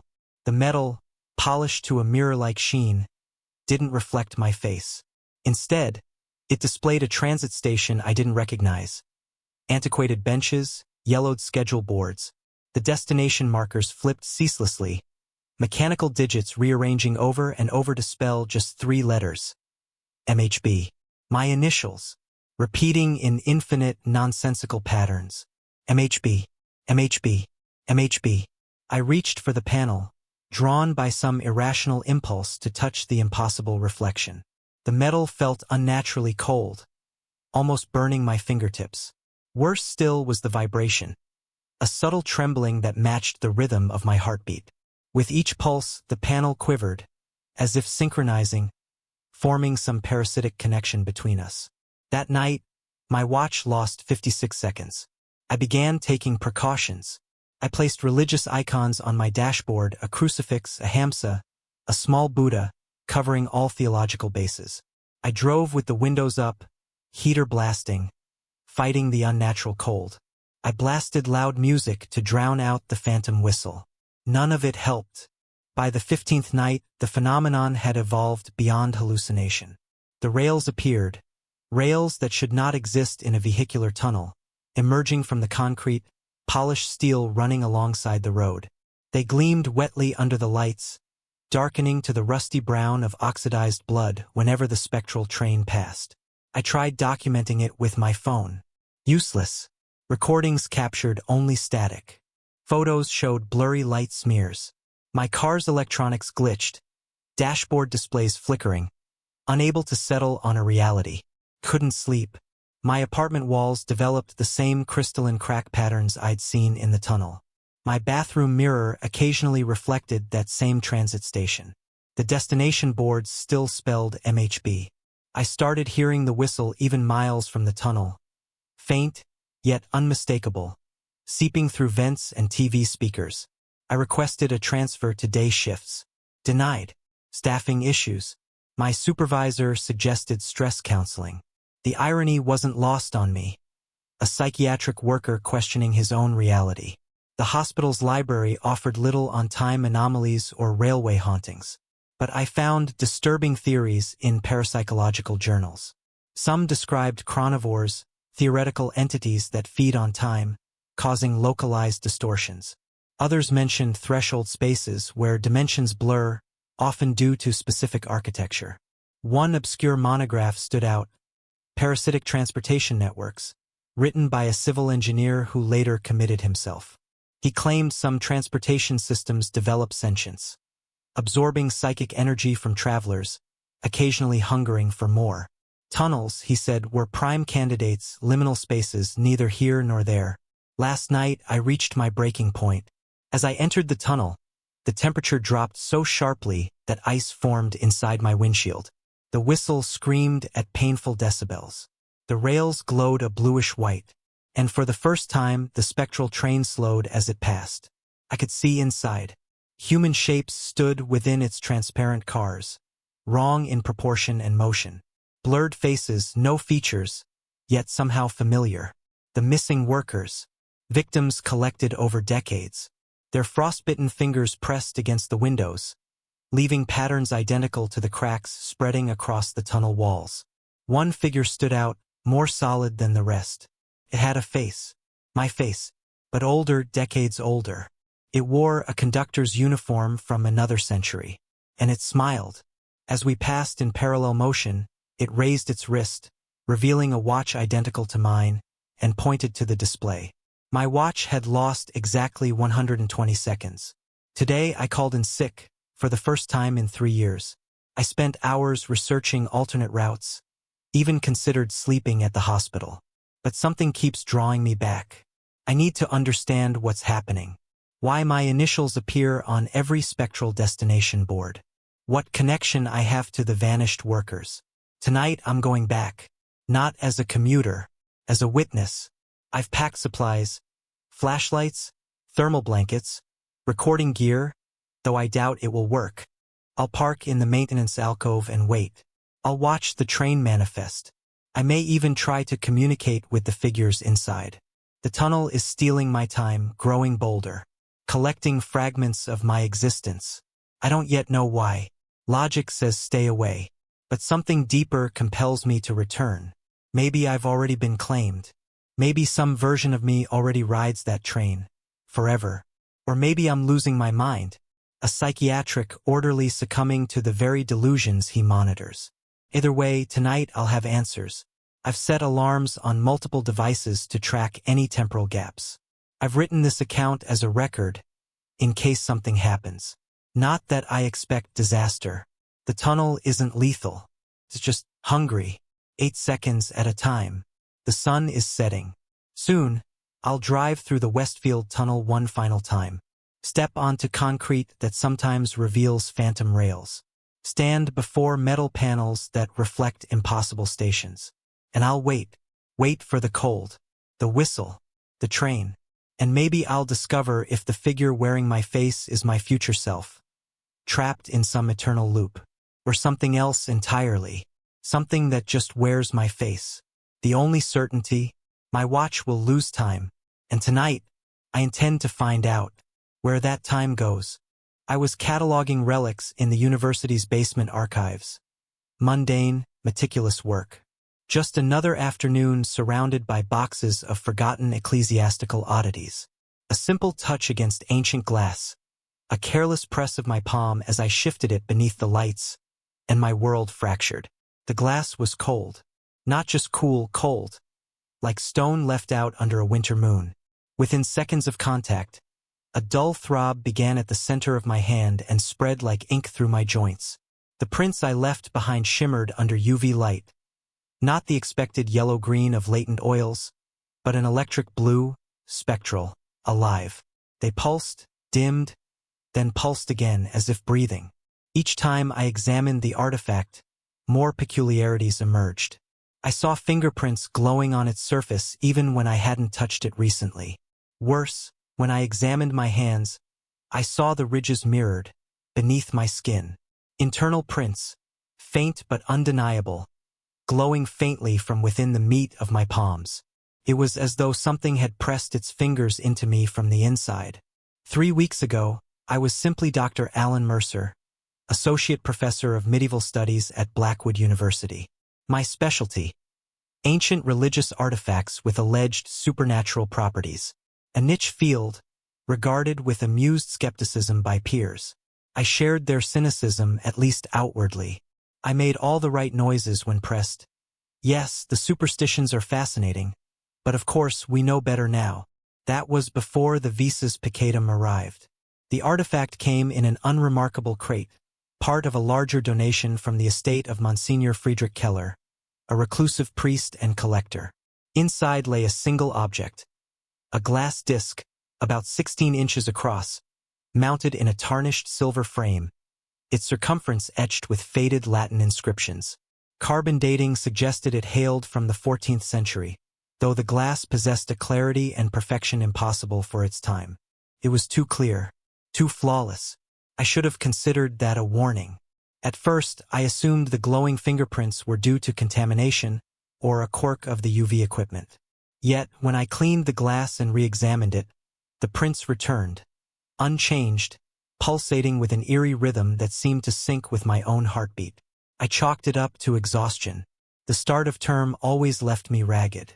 That night, I dreamt of fire beneath my skin, fingerprints burning into my flesh. I awoke itching violently. In the bathroom mirror, I saw them, dim whirls, familiar in their uniqueness, my fingerprints, but reversed, mirrored, etched beneath the skin like tattoos seen through frosted glass. I blinked and they vanished. Sleep deprivation, I reasoned. Hallucinations. Stress. The next morning, everything shifted. The Latin inscription around the disc had changed. I had transcribed it the day before as benedictio contra malum, a typical blessing against evil. But now it read, in peccata commissa, to see within sins not yet committed. Latin doesn't rearrange itself. I checked my notes obsessively, comparing photographs. There was no mistake. The engraving had altered. Deeply disturbed, I pressed my hand against the glass again. An act I now regret more than anything in my life. Pain lanced through my fingers, like a live wire, and the disc began to hum softly. Beneath its surface, new fingerprints bloomed. Not mine. Identical to the ones growing beneath my own skin. I yanked my hand back, gasping. Through the warped curvature of the glass, I saw my colleague, Professor Diana Wells, walking down the corridor. Her reflection, distorted by the artifact's convex face, shimmered. Around her spectral image appeared glowing handprints and two Latin words, invidia and furta, envy and theft. Diana knocked on my office door, inquiring about department budget reports. Her tone was casual, light. She joked about stealing my research assistants, then made an offhand remark about coveting my grant funding. Harmless academic banter. But as she spoke, the blue handprints around her image pulsed brighter. Her sins, not yet committed, glowed in eerie anticipation. After she left, I locked my door and inspected my palms again. The internal prints had grown more defined. Blue-white ridges now visible beneath the stretched skin, like phosphorescent fossils. I could feel them twitching, eager. That night I didn't sleep. Instead, I translated the shifting inscriptions on the disc. The Latin changed hourly. Each time a new name, a new sin. Superbia for Professor Hargrove. Ira for the secretary. Luxuria for my graduate student, Miller. Always a prediction, never a memory. By dawn, I could no longer deny it. The glass didn't record sins. Prophesied them. The next day, the disc reflected Diana Wells again. This time, the word furta consummata appeared. Theft completed. That afternoon, campus security escorted her out. Embezzlement charges. Weeks of investigation had produced nothing, until suddenly evidence appeared in her university account, airtight and damning. Pattern emerged. Hargrove's image was soon surrounded by Superbia within days. His recent publication was retracted for academic dishonesty. The secretary, labeled with IRA, was suspended for an explosive outburst during a staff meeting. Each sin, once seen, soon bloomed into reality. Each fulfillment brought agony. The prints under my skin flared with every confirmed transgression. I wore gloves to hide the growing glow, but it was no use. At night, I felt them moving, shifting against my bones. The disc never rested. This glow never faded. I stopped attending lectures. My flat became a shrine to its influence. Notes, photographs, timelines tracking the latency between prophecy and fulfillment. Was I observing these sins, or causing them? 1 week in, Monsignor Keller's personal journals arrived. Among the unreadable theological ramblings, one section stood out, a detailed account of the Visus Peccatum. The artifact, he wrote, was once used by priests to reveal the future sins of their flock, to preemptively shame them into virtue. But the glass required a vessel, a conduit of judgment, one who would bear the burden of seeing, and in seeing invite manifestation. His handwriting deteriorated as the journal progressed. Final passages were almost illegible, but I could still make out the last line. I am not the observer. I am the cause. The meaning settled over me like frostbite. I wasn't documenting sins. I was the catalyst. When I touched the glass, I wasn't just glimpsing a possible future. I was anchoring it. setting it into motion. That night, I packed the disc in layers of cloth and drove out to the abandoned quarry. My mind buzzed with fevered logic. If I destroyed it, I could stop the cycle, sever the bond. As I approached the edge, the artifact began to glow even through the wrappings. The pain in my arms surged. My vision blurred. I nearly drove into a tree. I staggered to the cliff's edge, unwrapped the disc, and saw my own reflection, surrounded by blue handprints, and a single word, destructio, destruction, my sin. The mirror was ready, waiting. I understood then. Even this act of defiance had been accounted for. The paradox was complete. If I destroyed the glass, I fulfilled the prophecy. If I didn't, I allowed it to continue corrupting others. I stood at the precipice, trembling, disc in hand, bathed in blue light. My fingers throbbed. My breath came in gasps. I wanted to let it fall, but I also wanted to understand. Needed to understand. That was my original sin, wasn't it? Curiosity. The disc remains intact. For now. But I no longer sleep. The fingerprints beneath my skin have spread past my hands, up my arms, down my spine. I see the world now through their patterns. The students, the faculty, the strangers on the street. I see their pending sins etched across their shadows. And worse, I've begun seeing my own reflection, marked with new words. Superbia, avaritia, desperatio, pride, greed, despair. I don't know what they mean yet, but I will. I always do. A forest clearing at dusk. The artifact rests on a flat rock. The air hums with tension. Reflections flicker faintly in the curved surface of the glass as shadows stretch long across the ground. Action. The protagonist, gloves off, reveals glowing blue patterns racing up their forearms. They press their hands against the glass. A flare of blue light erupts. Pain follows. Energy is expelled. The artifact transforms. Monologue. The blue fingerprints beneath my skin burned so intensely I could smell charred flesh. My reflection in the glass showed something changing in my eyes, a blue luminescence replacing natural color. Understanding crashed through me. Like a wave. The glass wasn't predicting sins, it was revealing potential. Choice still existed. The Manchier had failed to see this, becoming a self-fulfilling prophecy, driving himself and others to madness. I set the artifact down on a flat rock, then removed my gloves. The blue patterns had spread beyond my hands now, tracing veins up my forearms. Pressed my palms against the glass one final time, feeling that familiar vibration. No more, I whispered. The connection between us changed. Instead of receiving impressions, I pushed back, forced my will through the glass. The blue patterns beneath my skin flared with blinding intensity, then began to recede, flowing out through my fingertips, back into the artifact. Pain beyond description followed. Every nerve ending screamed as the foreign patterns extracted themselves from my flesh. I remained conscious throughout, watching as the glass absorbed what it had planted in me. When it finished, the glass had changed. No longer clear, it now contained swirling blue patterns, all the fingerprints it had collected over centuries, mine included. The Latin inscription reverted to its original form, a simple warning about the nature of sin and observation. I didn't destroy the vices, peccatum. Instead, I returned it to the University Secure Archive with a comprehensive report detailing its properties and dangers. No one believed me, of course. The blue patterns were gone from both my hands and the glass itself. Tests revealed nothing unusual about the artifact beyond its historical significance. Sometimes at night, I still feel phantom pains in my hands. In certain lights, I imagine I can see faint blue patterns beneath my skin. When I touch glass surfaces, windows, mirrors, screens, I brace myself for that telltale vibration.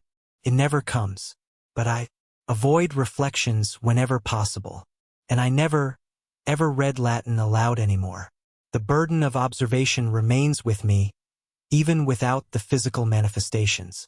I notice things now, Subtle shifts in behavior before actions occur, momentary glimmers in eyes before decisions are made.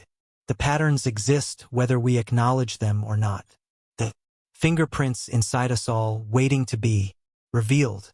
I felt myself growing lightheaded, my vision tunneling. Only when I forced myself to slow my breathing, to calm my racing heart, did the tunnel's rhythm slow as well, the atmosphere becoming marginally more breathable. This sick synchronicity has become the rule of my existence in these endless hours. The mind mirrors my physiological state with perfect precision. When anxiety spikes, my heart rate quickens. The pulsing beneath my feet quickens, the air thins, and the walls seem to contract. Only by maintaining rigid control over my autonomic responses can I create a survivable environment. I've begun to wonder if the Blackwood isn't a mine at all, at least not in any conventional sense. The further I've traveled, the less the tunnels resemble human excavation. The walls have a smoothness in places that no drill or dynamite could achieve, with undulating patterns that remind me of peristalsis. The support beams no longer appear to be holding the ceiling up. Rather, they seem embedded within it like ribs or structural reinforcements for the tunnel itself. My headlamp has been flickering with increasing frequency, the battery draining far faster than it should. In the momentary darkness between flickers, I've glimpsed things that can't possibly exist. Translucent membranes stretching across junctions in the tunnel, pulsing with internal light. Tiny crystalline structures that appear to reorient themselves toward me like the compound eyes of insects tracking movement.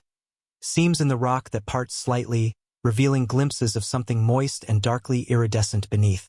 I found markings on the walls that don't match any mining notation I've ever encountered. They appear almost calligraphic but follow no linguistic pattern I recognize. More disturbing is how they seem to rearrange themselves when I look away, telling different stories each time my eyes return to them.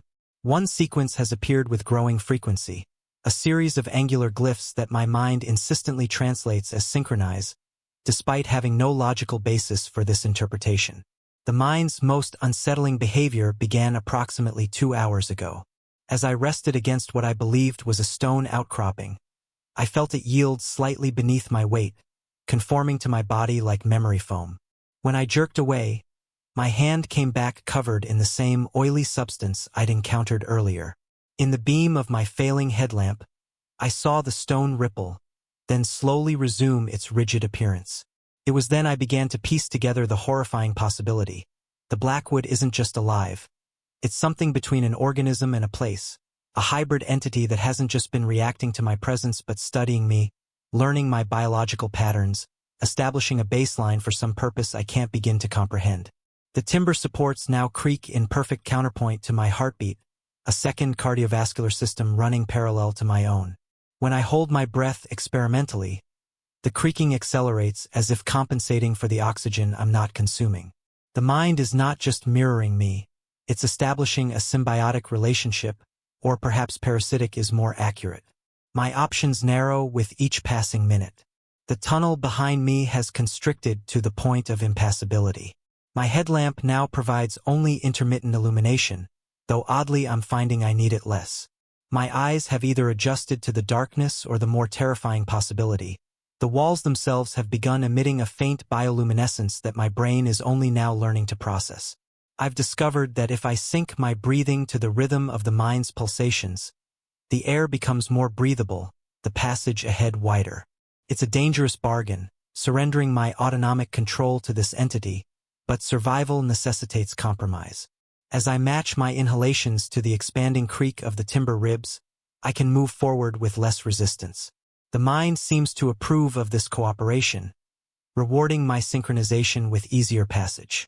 The ground beneath me has begun to undulate subtly, like walking on a water bed.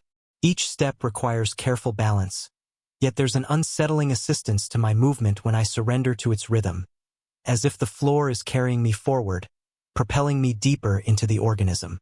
I've abandoned any pretense that I'm still in a human excavation. The tunnel has transformed completely, the walls now openly organic in appearance, with vein-like structures visible beneath a translucent surface. My geologist knowledge has become useless. No rock behaves this way, No mineral formation pulses with its own light or responds to human proximity. My digital watch stopped working hours ago, but I measure time now by the beating beneath my feet. Thousands of pulses have passed. My own heartbeat has synchronized without my conscious effort, my body surrendering to the dominant rhythm of this place. The sensation of being watched has intensified, though not from any single direction. It's omnidirectional, as if the entire environment is a sensory organ observing me from every angle simultaneously. I've begun to hear what might be voices, not through my ears but vibrating through the bones of my skull. When I press against the walls, they speak no language I recognize, yet somehow convey meaning. Invitation, curiosity, hunger. Sometimes I answer aloud, my voice absorbed instantly by the hungering walls. I don't know why I speak to it. Perhaps maintaining the illusion of human interaction keeps me from surrendering completely to the mind's influence. The crystalline formations have grown more complex the deeper I've traveled, arranging themselves in structures that suggest purpose, like circuit boards or neural networks. Touching them produces sensations of heat, cold, pressure, and once vividly, the memory of my childhood bedroom. So clear I could smell my mother's cooking from downstairs. The intrusion into my memories should terrify me, but I'm beyond conventional fear now. I exist in a state of perpetual awe and dread, balanced on the knife edge between scientific curiosity and primordial terror. My most recent discovery has undermined what little remained of my rational understanding. In a chamber that opened suddenly to my left, a space that pulsed with its own inner light, I found remnants of previous explorers. Not skeletal remains or decomposing bodies as one might expect. Instead, I found personal effects suspended in crystalline growths. A watch from perhaps the 1950s, its hands permanently fixed at 317. A leather wallet containing identification for a mining inspector who, according to the documentation inside, disappeared in 1963. A modern smartphone with a cracked screen that impossibly still glows with internal power despite being partially absorbed into the crystalline matrix. These artifacts weren't deposited or discarded. They're displayed, preserved like specimens in a collection or perhaps more accurately like memories externalized. Physical anchors for the consciousness of those who came before me. Because that's the conclusion I can no longer avoid. The others never left. They're here still. Their awareness distributed throughout this impossible living mind, their perceptions melded with its ancient intelligence. In quiet moments, when I synchronize my breathing perfectly with the mind's pulsations, I can almost sense them.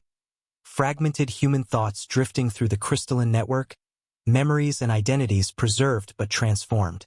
I sit now in a small alcove where the pulsations are quieter, writing these observations in my increasingly damp field journal. The pen leaves glistening trails that seem to absorb light. I'm not certain the words will remain on the page long enough for anyone to find them should this journal ever make its way back to the surface without me. The mind has stopped trying to frighten me. Perhaps it realizes I've moved beyond fear into acceptance. The timber supports no longer creak ominously. They expand and contract with a gentle rhythm that I find almost comforting, like sitting against someone's chest as they breathe. The ground's vibrations have settled into a pattern that no longer rattles my teeth, but instead hums pleasantly through my body. I know what the Blackwood wants now. It's been perfectly clear, if I'm honest with myself. It doesn't wish to harm me. It wants to incorporate me, to add my consciousness to its collection, my memories to its crystalline archive. The others before me aren't dead, they're transformed. Their awareness expanded beyond individual limitation, integrated into something vaster and more intricate than human perception was designed to comprehend. Is that so terrible? My life above ground held little enough to anchor me. Catherine had already begun the subtle process of separating her life from mine, taking evening classes, making new friends who never included me in their gatherings. My research had stalled in academic mediocrity. What am I protecting by resisting what the Blackwood offers? And yet some stubborn human instinct rebels against surrender. Some primitive part of me insists on individual continuation, on maintaining the boundary between self and other, even when offered communion with something so vast and ancient, the batimento lento of the mind. slows further as I contemplate joining it willingly. The walls around me soften visibly, becoming more permeable, inviting. The air grows richer with oxygen, as if the mind is demonstrating its generosity. Its capacity for symbiosis rather than merely parasitism. I have a choice, I realize not. Between escape and capture, I suspect that option dissolved the moment I entered this drift, but between resistance and acceptance, the mind calibrates itself. To me, its secondary heart synchronized with my primary one, ready to assume the function when mine inevitably falters. There are worse fates than becoming part of something larger than oneself, worse eternities than joining one's consciousness with an entity that has watched the slow movement of continents, that has memories older than humanity itself. The timber supports creak, gently expanding with a deep inhalation. I match my breath to it, feeling the boundaries of my perception soften. The crystalline formations around me glow brighter, reaching toward me with molecular yearning. I reach back. The blackwood breathes in, I breathe out. We synchronize. Story. The first envelope arrived on a Tuesday, sleek, metallic, unnaturally cold to the touch. No return address, just my name printed in a font I couldn't quite place. Somewhere between formal and honorary. I should have thrown it away. Instead I opened it, and that's when I first heard the sound, a high-pitched reverberation that seemed to emanate not from the envelope itself but from inside my skull, like feedback from a microphone placed too close to a speaker but impossibly contained within the boundaries of my own head. I dropped the envelope, but the sound persisted for exactly 17 seconds. I know because I counted, desperate for any semblance of control, as my vision blurred and the room tilted on its axis. When the noise finally stopped, I found myself on my knees, a thin trickle of something warm running from my left ear. The envelope lay open on the hardwood floor, and beside it a single sheet of music paper, blank, no notes, no cliffs, nothing but empty staves staring back at me. My name is Daniel Mercer. I'm a music theory professor at East Lake University. Or at least I was until 3 weeks ago, when the envelopes began arriving. What follows is my attempt to document what's happening to me, because I'm no longer certain I can trust my own perception of reality. If someone finds this, perhaps they can make sense of it, perhaps they can stop whatever is coming next. I've always lived alone. After my divorce 5 years ago, I embraced solitude, finding comfort in the predictable rhythms of an unshared life. My modest 2-bedroom house sits at the end of a quiet street, surrounded by maple trees that are older than the neighborhood itself. I've never minded the isolation until now, when I find myself jumping at every creak of the floorboards, every whisper of wind through the eaves. The second envelope arrived 2 days after the first, same metallic sheen, same impossible coldness, as though it had been stored in a freezer but somehow retained its rigid form. This time I was prepared. I wore noise-canceling headphones, but they offered no protection the moment I broke the seal. That piercing tone punctured through the padding, drilling into my auditory cortex with such violence that I collapsed. 17 seconds again. I timed it on my watch. Through the fog of vertigo and nausea, the sheet music inside was no longer blank. A single line of notation ran across the page, a melody I didn't recognize but somehow knew. My fingers itched to play it, despite the fact that I own no instruments. I've always been a theorist, not a performer. The notes seemed to shimmer and shift when I wasn't looking directly at them, rearranging themselves into what almost looked like words, then numbers, then back to notes. Before I could focus that night, I dreamed of playing that melody on a piano made of ice, each key cutting into my fingertips, drawing blood that froze instantly on the crystalline surface. I woke to find the sheet music had moved from my desk to my bedside table. When I picked it up, the notes had changed, more complex now, with accidentals and tempo changes that seemed mathematically designed to create dissonance and something else. When I held the page to the light, I could see faint lines beneath the staves, like an address being written in invisible ink. An address written in something rusty brown that flaked. When I ran my finger over it, by the third envelope I'd begun to notice changes in my environment. The temperature in my house dropped precipitously regardless of how high I set the thermostat. My breath fogged in front of me as I moved from room to room, checking windows and doors that were always locked but somehow felt less secure with each passing hour. The mirror in my bathroom began to accumulate a layer of frost at its edges, creeping inward day by day. I called in sick to work. My department chair sounded concerned but distant, as though speaking from the bottom of a well. I realized I hadn't had a real conversation with Anyone in days my phone showed no recent calls except to the university no texts. No emails from friends wondering about my absence. Had I always been this isolated or was something systematically cutting me off from the world? The third envelope contained a sheet of music more complex than the previous two, a full orchestral arrangement, movements demarcated by time signatures that made no mathematical sense. 138 711. Fractions that couldn't possibly be used to keep time. The notes crowded the page. Some overlapping, some bleeding into one another, literally bleeding. The ink was wet to the touch and left rusty smudges on my fingertips that wouldn't wash away. That night, the sheet music moved again, this time to the kitchen counter. In the morning, I found it partially unfolded. The notes now arranged in a pattern that looked disturbingly like a map of my neighborhood with my house at the center. The staves curved and intersected to form streets, the notes clustered where buildings should be, and there at the edge of the paper, a new marking, an arrow pointing to a location I couldn't immediately identify. I found myself driving there without conscious decision, following directions that seemed embedded in my mind rather than on any physical map. The arrow led to an abandoned post office on the outskirts of town, a relic from when this area had been its own municipality before being absorbed by the expanding city. The building stood derelict, windows boarded, parking lot cracked and sprouting weeds, yet the metal sign above the door gleamed as though freshly polished, incongruously pristine. I didn't go inside. Some last vestige of self-preservation kept me in my car, hands gripping the steering wheel so tightly my knuckles turned white. Something moved behind one of the boarded windows, just a shadow, a shifting of darkness, but I felt seen, studied, measured. I drove home with my heart hammering against my ribs, checking the rearview mirror every few seconds, convinced I was being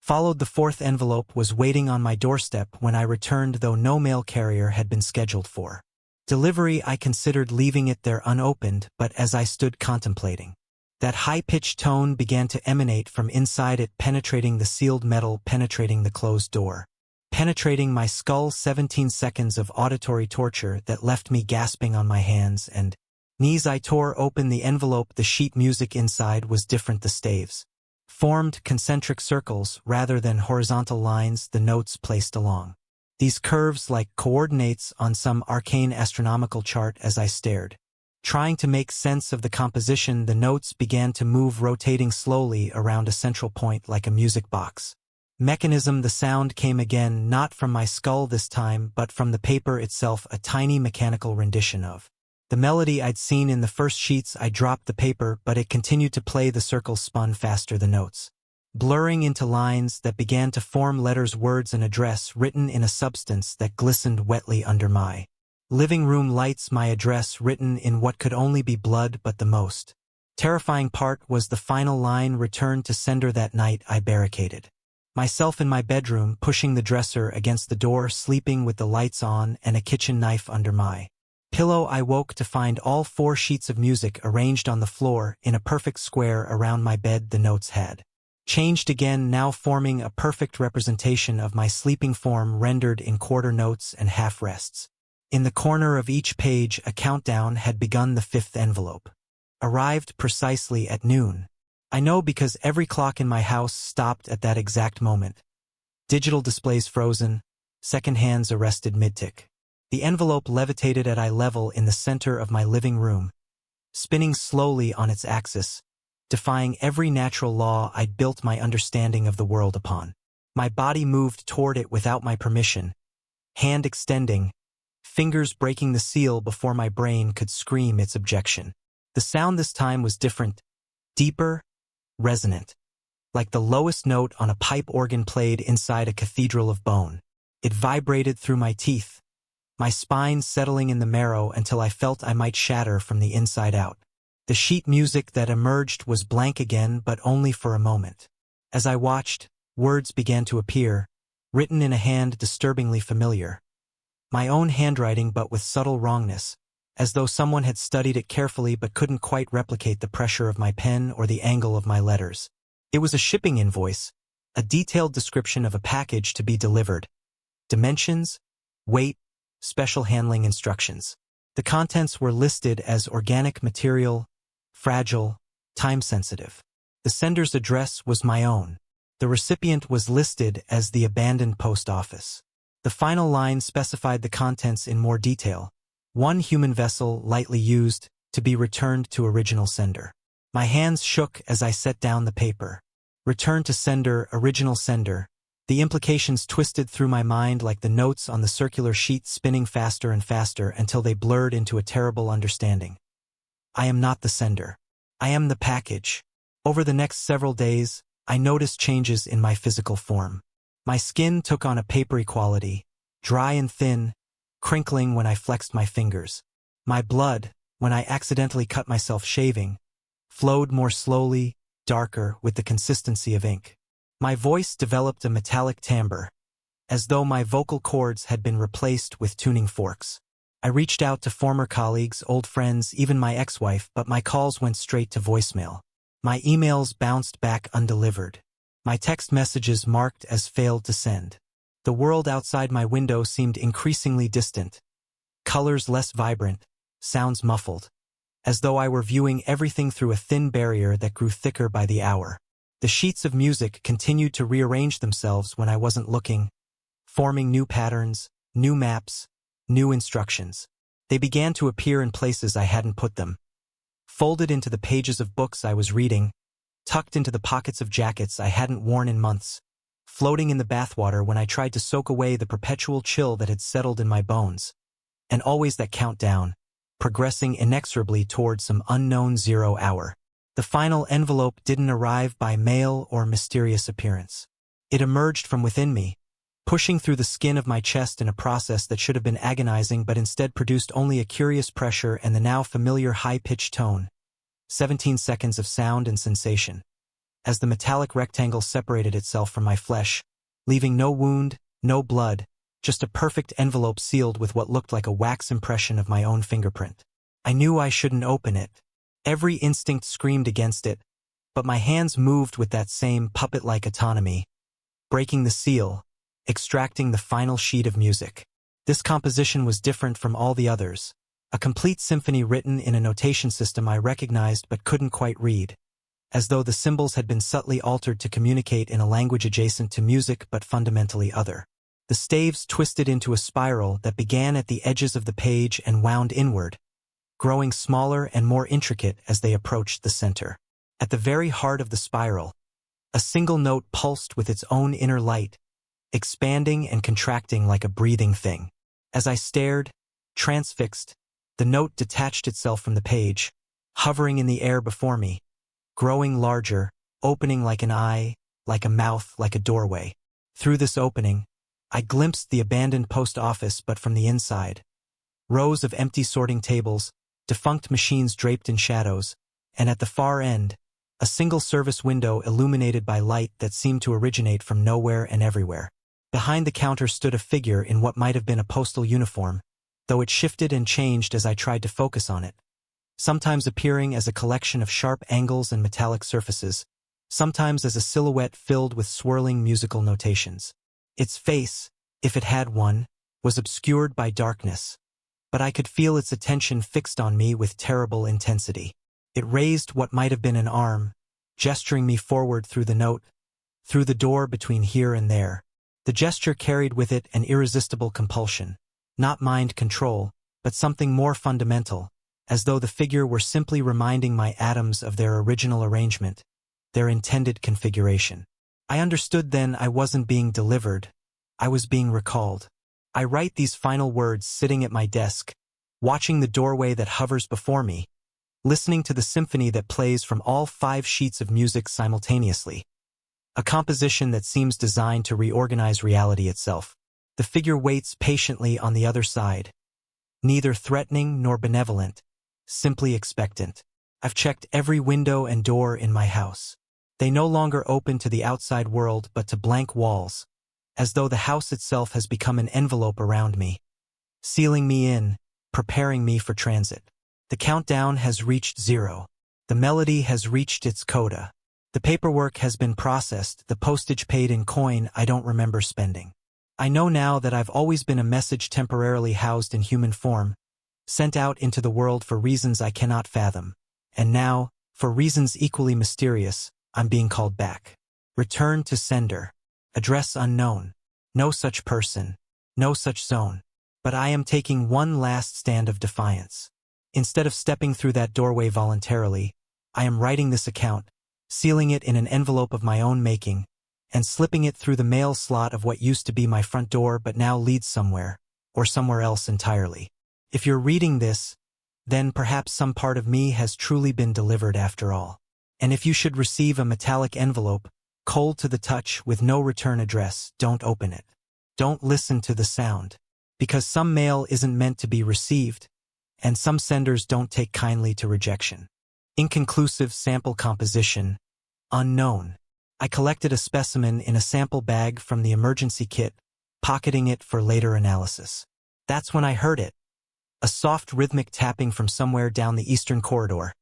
Tap, tap, tap, like careful footsteps or fingers drumming against glass. Following the sound led me to Laboratory E12. Unlike the others, its security panel showed green, unlocked. The tapping intensified as I approached, growing urgent, almost frantic. My heart hammered against my ribs, my throat constricting. As I reached for the door, the handle felt warm beneath my palm. Inside, the laboratory appeared ordinary, workstations, equipment, the standard layout. Yet something felt fundamentally wrong. The air seemed thicker, distorting the room's dimensions in my peripheral vision. The tapping had stopped, replaced by oppressive silence. I moved through the space, checking computers, all powered down, examining equipment, all standard issue. Nothing explained the anomalous readings until I saw the observation window. Most laboratories in the facility feature reinforced glass partitions separating workstations from testing areas. Laboratory E12's window looked out on what should have been a simple containment chamber. Instead, I faced a corridor I'd never seen before. Rough-hewn stone walls glowing with embedded embers, stretching endlessly into darkness. I stumbled backward, convinced I was hallucinating. The window couldn't possibly show a stone corridor. The building plans indicated only standard testing chambers beyond this wall. I blinked hard, expecting the illusion to dissolve. It remained. My phone had camera functionality restricted within the facility, but accessible with my security override. I needed to document this impossibility. With trembling hands, I activated the camera and raised it toward the window. The viewfinder showed something else entirely, the same burning corridor, but now occupied by a silhouette that could only be my own, dragging what appeared to be an empty fire extinguisher. As I watched, frozen with incomprehension, the shadow me began leaking dark streams from its edges, viscous rivulets that could only be described as liquid soot. I dropped the phone as if it had burned me. The screen cracked against the floor, the image vanishing. When I looked back at the observation window, it showed only the expected containment chamber. Empty, sterile, normal. My hands wouldn't stop shaking. Cold sweat soaked through my uniform. I needed to leave to report this, to make someone with higher clearance deal with whatever was happening. I retrieved my damaged phone and backed toward the exit. The door had sealed itself. I hadn't heard it close. The security panel now glowed red, locked from the outside. Primitively, I yanked at the handle anyway, then pounded my fist against the reinforced door. The sound echoed hollowly through the laboratory. When I turned back, they had appeared, human-shaped silhouettes standing motionless throughout the laboratory. Gray figures, featureless, like three-dimensional shadows cast by nothing. I counted 7 of them, positioned between workstations beside equipment, blocking my path to the emergency exit at the far end.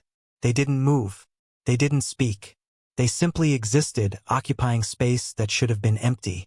I pressed my back against the door, breath coming in shallow gasps. My training abandoned me entirely. No protocol covered this scenario. I watched them. They watched me, in a standoff that stretched minutes into an eternity of fear. The one nearest me began to change.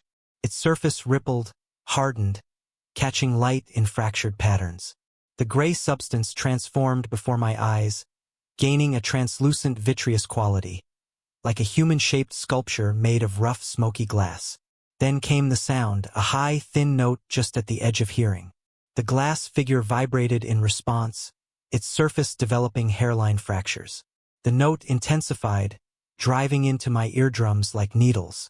One by one, The other figures underwent the same transformation, becoming glass statues trembling with increasing violence.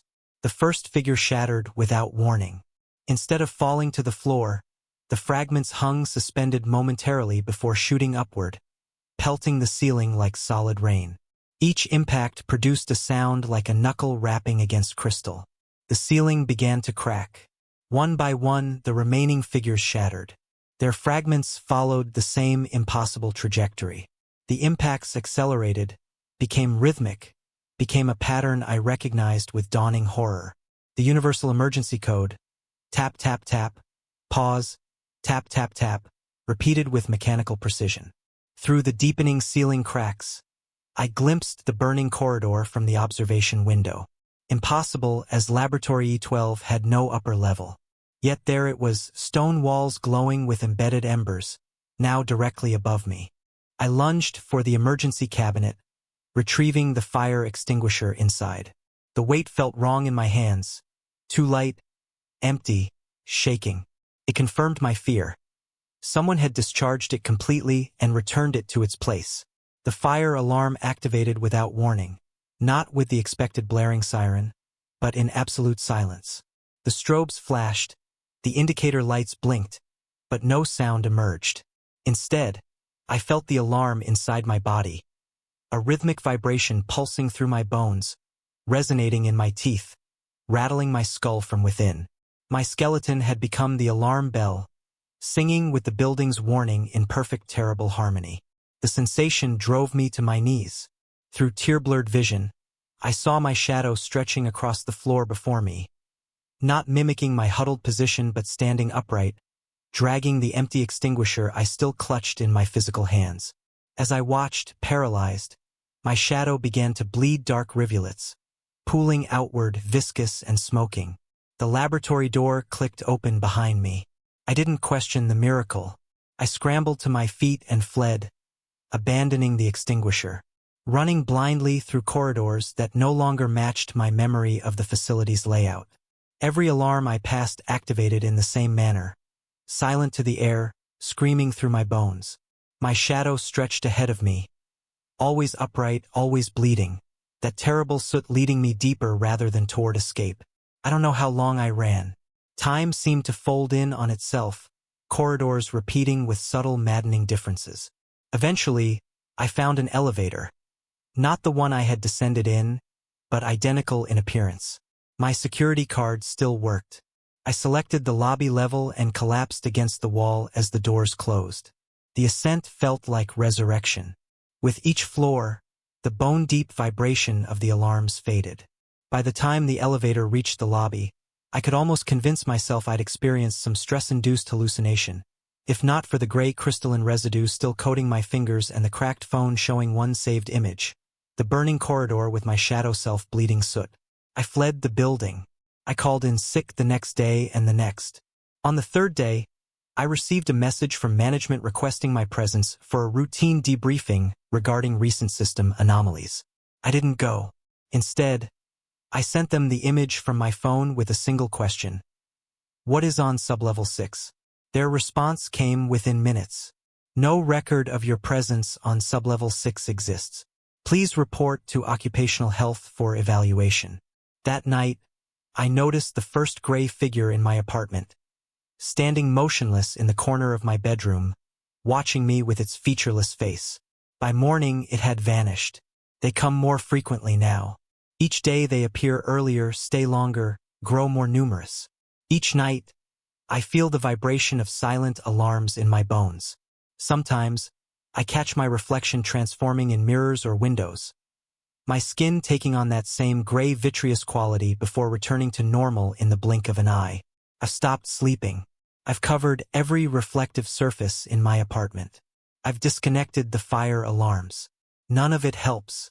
Yesterday, I received a final message from the facility. Your security clearance has been revoked. Return all company property immediately. I have nowhere left to go. The gray figures now fill every room, transforming slowly into glass. Soon they will shatter, and the ceiling will break open to reveal that burning corridor. My shadow already bleeds continuously, leaving soot footprints I can't clean away. I've placed this account in a sealed container with instructions for its delivery. If you're reading this, they've already come for me. Don't investigate. When I wipe them away, I notice they're not clear, but tinged pink. The same unnatural shade as the fog. I sit paralyzed in my cab, staring up at what should be my home but now seems as alien and threatening as a prison. Another passenger approaches. An elderly woman in clothing that hasn't been fashionable since the 1940s. She enters without asking, settling into the back seat with a sigh that carries the scent of mothballs and something medicinal. When I turn to ask her destination, I see only the empty seat, still indented, in the rearview mirror. However, her reflection remains, mouth moving in silent conversation, occasionally gesturing with gnarled hands that are simultaneously there and not there. My cell phone buzzes with a new ride request. The passenger's name is my own. The pickup location is listed as now, and the destination is then. The estimated fare is blank, except for an infinity symbol. I decline the ride, power off my phone, and exit the cab on legs that feel disconnected from my body.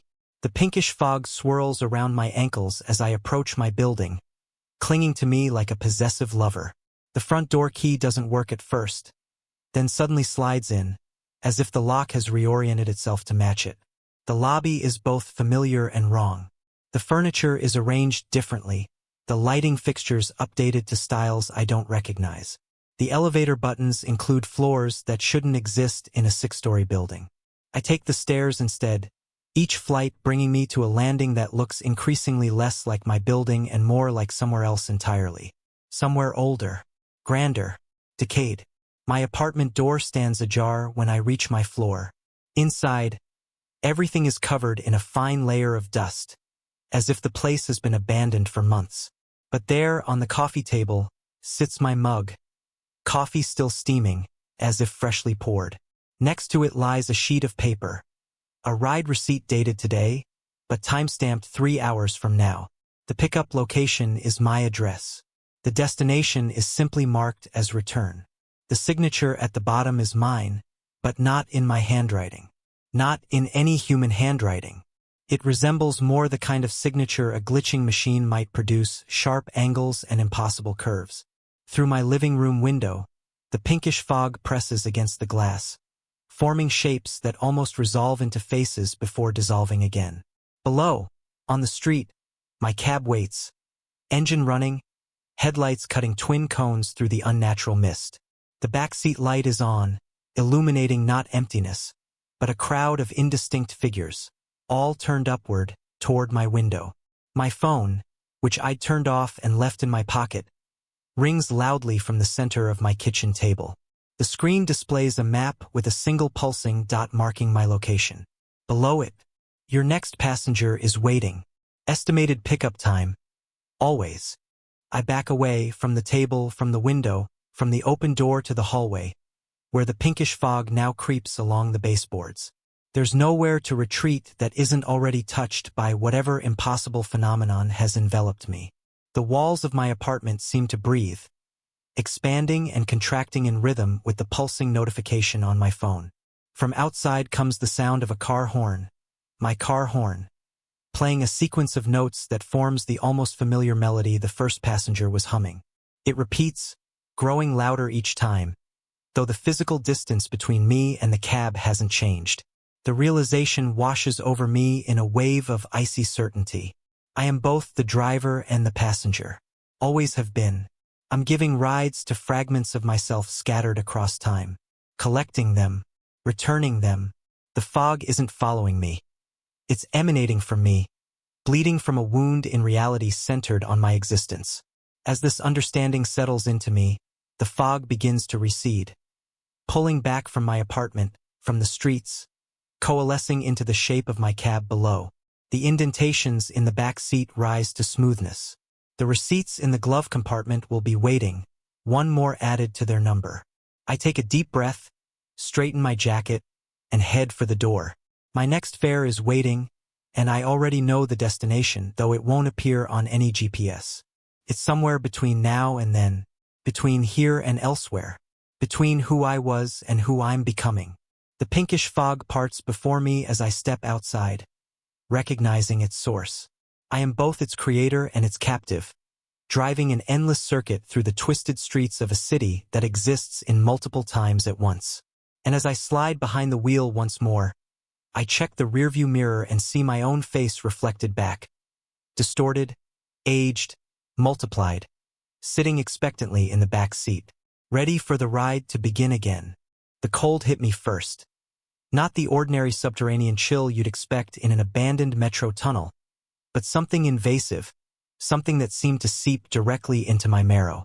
The municipal records claimed all climate systems had been deactivated in 1989 when they sealed off this branch. Yet suspended dust motes swirled in my flashlight beam like disturbed underwater particles, dancing with deliberate, unnatural purpose. I checked my phone. 37 degrees outside, a full 15 degrees colder than it should be at this depth. As a structural engineer with 15 years of experience cataloging forgotten urban spaces, I had developed a sixth sense for when something wasn't right. This abandoned subway line beneath the city center felt wrong from the moment I descended past the rusted gates. My footsteps echoed off ceramic-tiled walls as I made notes on my tablet about the structural integrity of the platform ceiling. The city planned to convert this forgotten transit artery into a historical museum by next spring, assuming my report confirmed it was safe. Safety, however, was becoming an increasingly abstract concept with each step I took deeper into the tunnel. I stopped to calibrate my equipment when I first noticed it. A faint, rhythmic sound bleeding through my noise-canceling headphones. I removed them, holding my breath. There it was, the distinctive click-clack of metal wheels on rails, so distant it barely registered on my audio recorder. According to the schematics, the tracks had been dismantled 200 meters ahead, part of the city's reclamation process for valuable metals during the economic downturn of the late 80s. The sound had no logical source, yet it persisted, metronomic and patient. Just water dripping on metal, I muttered to myself, my voice sounding hollow in the vacant tunnel. The human mind's talent for pattern recognition could turn random noise into something familiar. Yet when I checked my decibel meter, it showed rhythmic spikes perfectly timed with each phantom click-clack. I forced myself to continue forward, sweeping my high-powered flashlight across crumbling concrete and exposed rebar. My assignment was straightforward: document structural weaknesses, test load-bearing capacities, and recommend preservation or replacement of original features. Nothing in my contract mentioned investigating acoustic anomalies or addressing the crawling sensation now traveling up my spine. When I reached the section where the tracks should have ended, my light fell upon something impossible. Fresh brake marks scored the rusted rails, twin lines of bright metal that glinted under my flashlight. They extended parallel to the ancient oxidation, culminating at a point where the ballast had been removed and the tunnel descended into impenetrable darkness. I crouched to examine them, running my fingers along the smooth metal. The polished surface felt warm to the touch, defying the frigid air around me. I consulted the demolition records on my tablet. This section had been definitively documented as dismantled in October 1989. The foreman's notes specifically mentioned removing 17 tons of steel rail from this very stretch. My fingertips disagreed, tracing very real, very present tracks that shouldn't exist. The click-clack sound intensified, no longer requiring instruments to detect. It maintained its distance, neither approaching nor receding, as if waiting for something. For me, perhaps. I directed my light toward the tiled wall, looking for signs of water damage that might explain the temperature anomaly. Instead, I saw movement, elongated silhouettes sliding across the ceramic surface, mimicking my gestures but with a delay, like visual echoes. I raised my hand. 3 seconds later, a dark, stretched version of my arm rose on the wall. I stepped sideways. The shadow followed after a distinct pause. My heart hammered against my ribs as I fumbled for my infrared thermometer. I aimed it at the floor where I stood, 37 degrees Fahrenheit. Then at an original wooden tie from the demolished track, 27 degrees Fahrenheit. A 10 degrees drop, precisely, as if something was extracting thermal energy from specific points in the tunnel. Localized temperature inversion, I said aloud, grasping for scientific explanations, possibly related to groundwater currents or pockets of different air density. The words evaporated without conviction into the stale air. I needed documentation. Whatever was happening, I required evidence. For my report, or perhaps to convince myself later that I hadn't hallucinated the entire experience. I activated my tablet's camera and took several high-resolution photographs of the rail section. When I reviewed them, my blood froze. In each image, standing precisely 3 feet behind me, was the blurred outline of what appeared to be a man in a transit uniform. The style was unmistakable, the peaked cap and double-breasted jacket of the city's subway operators from the 1970s. The figure was translucent but distinct, its posture rigid and expectant, as if waiting for passengers to board. I spun around, my flashlight beam cutting through empty air. Nothing. I took another photo. There he was again, closer now. His features still indistinct, but his uniform crisp and meticulously pressed despite its translucency. The date on the breast pocket was clearly visible, 1973. My supervisor would expect a preliminary report by morning. Professional reputation aside, I needed to complete this inspection, for my own sanity. Document everything. Analyze it in daylight. Find the logical explanations that surely existed. Gas leaks could cause hallucinations. Specific frequencies could trigger temporal lobe disturbances. There were rational explanations for irrational experiences. I forced myself deeper into the tunnel, following the impossible tracks. My instruments recorded increasingly aberrant data, electromagnetic spikes, radio frequency interference, and temperature fluctuations that defied thermodynamic laws. With each step onto an original wooden tie, the ambient temperature plummeted exactly 10 degrees, returning to normal when I stepped away.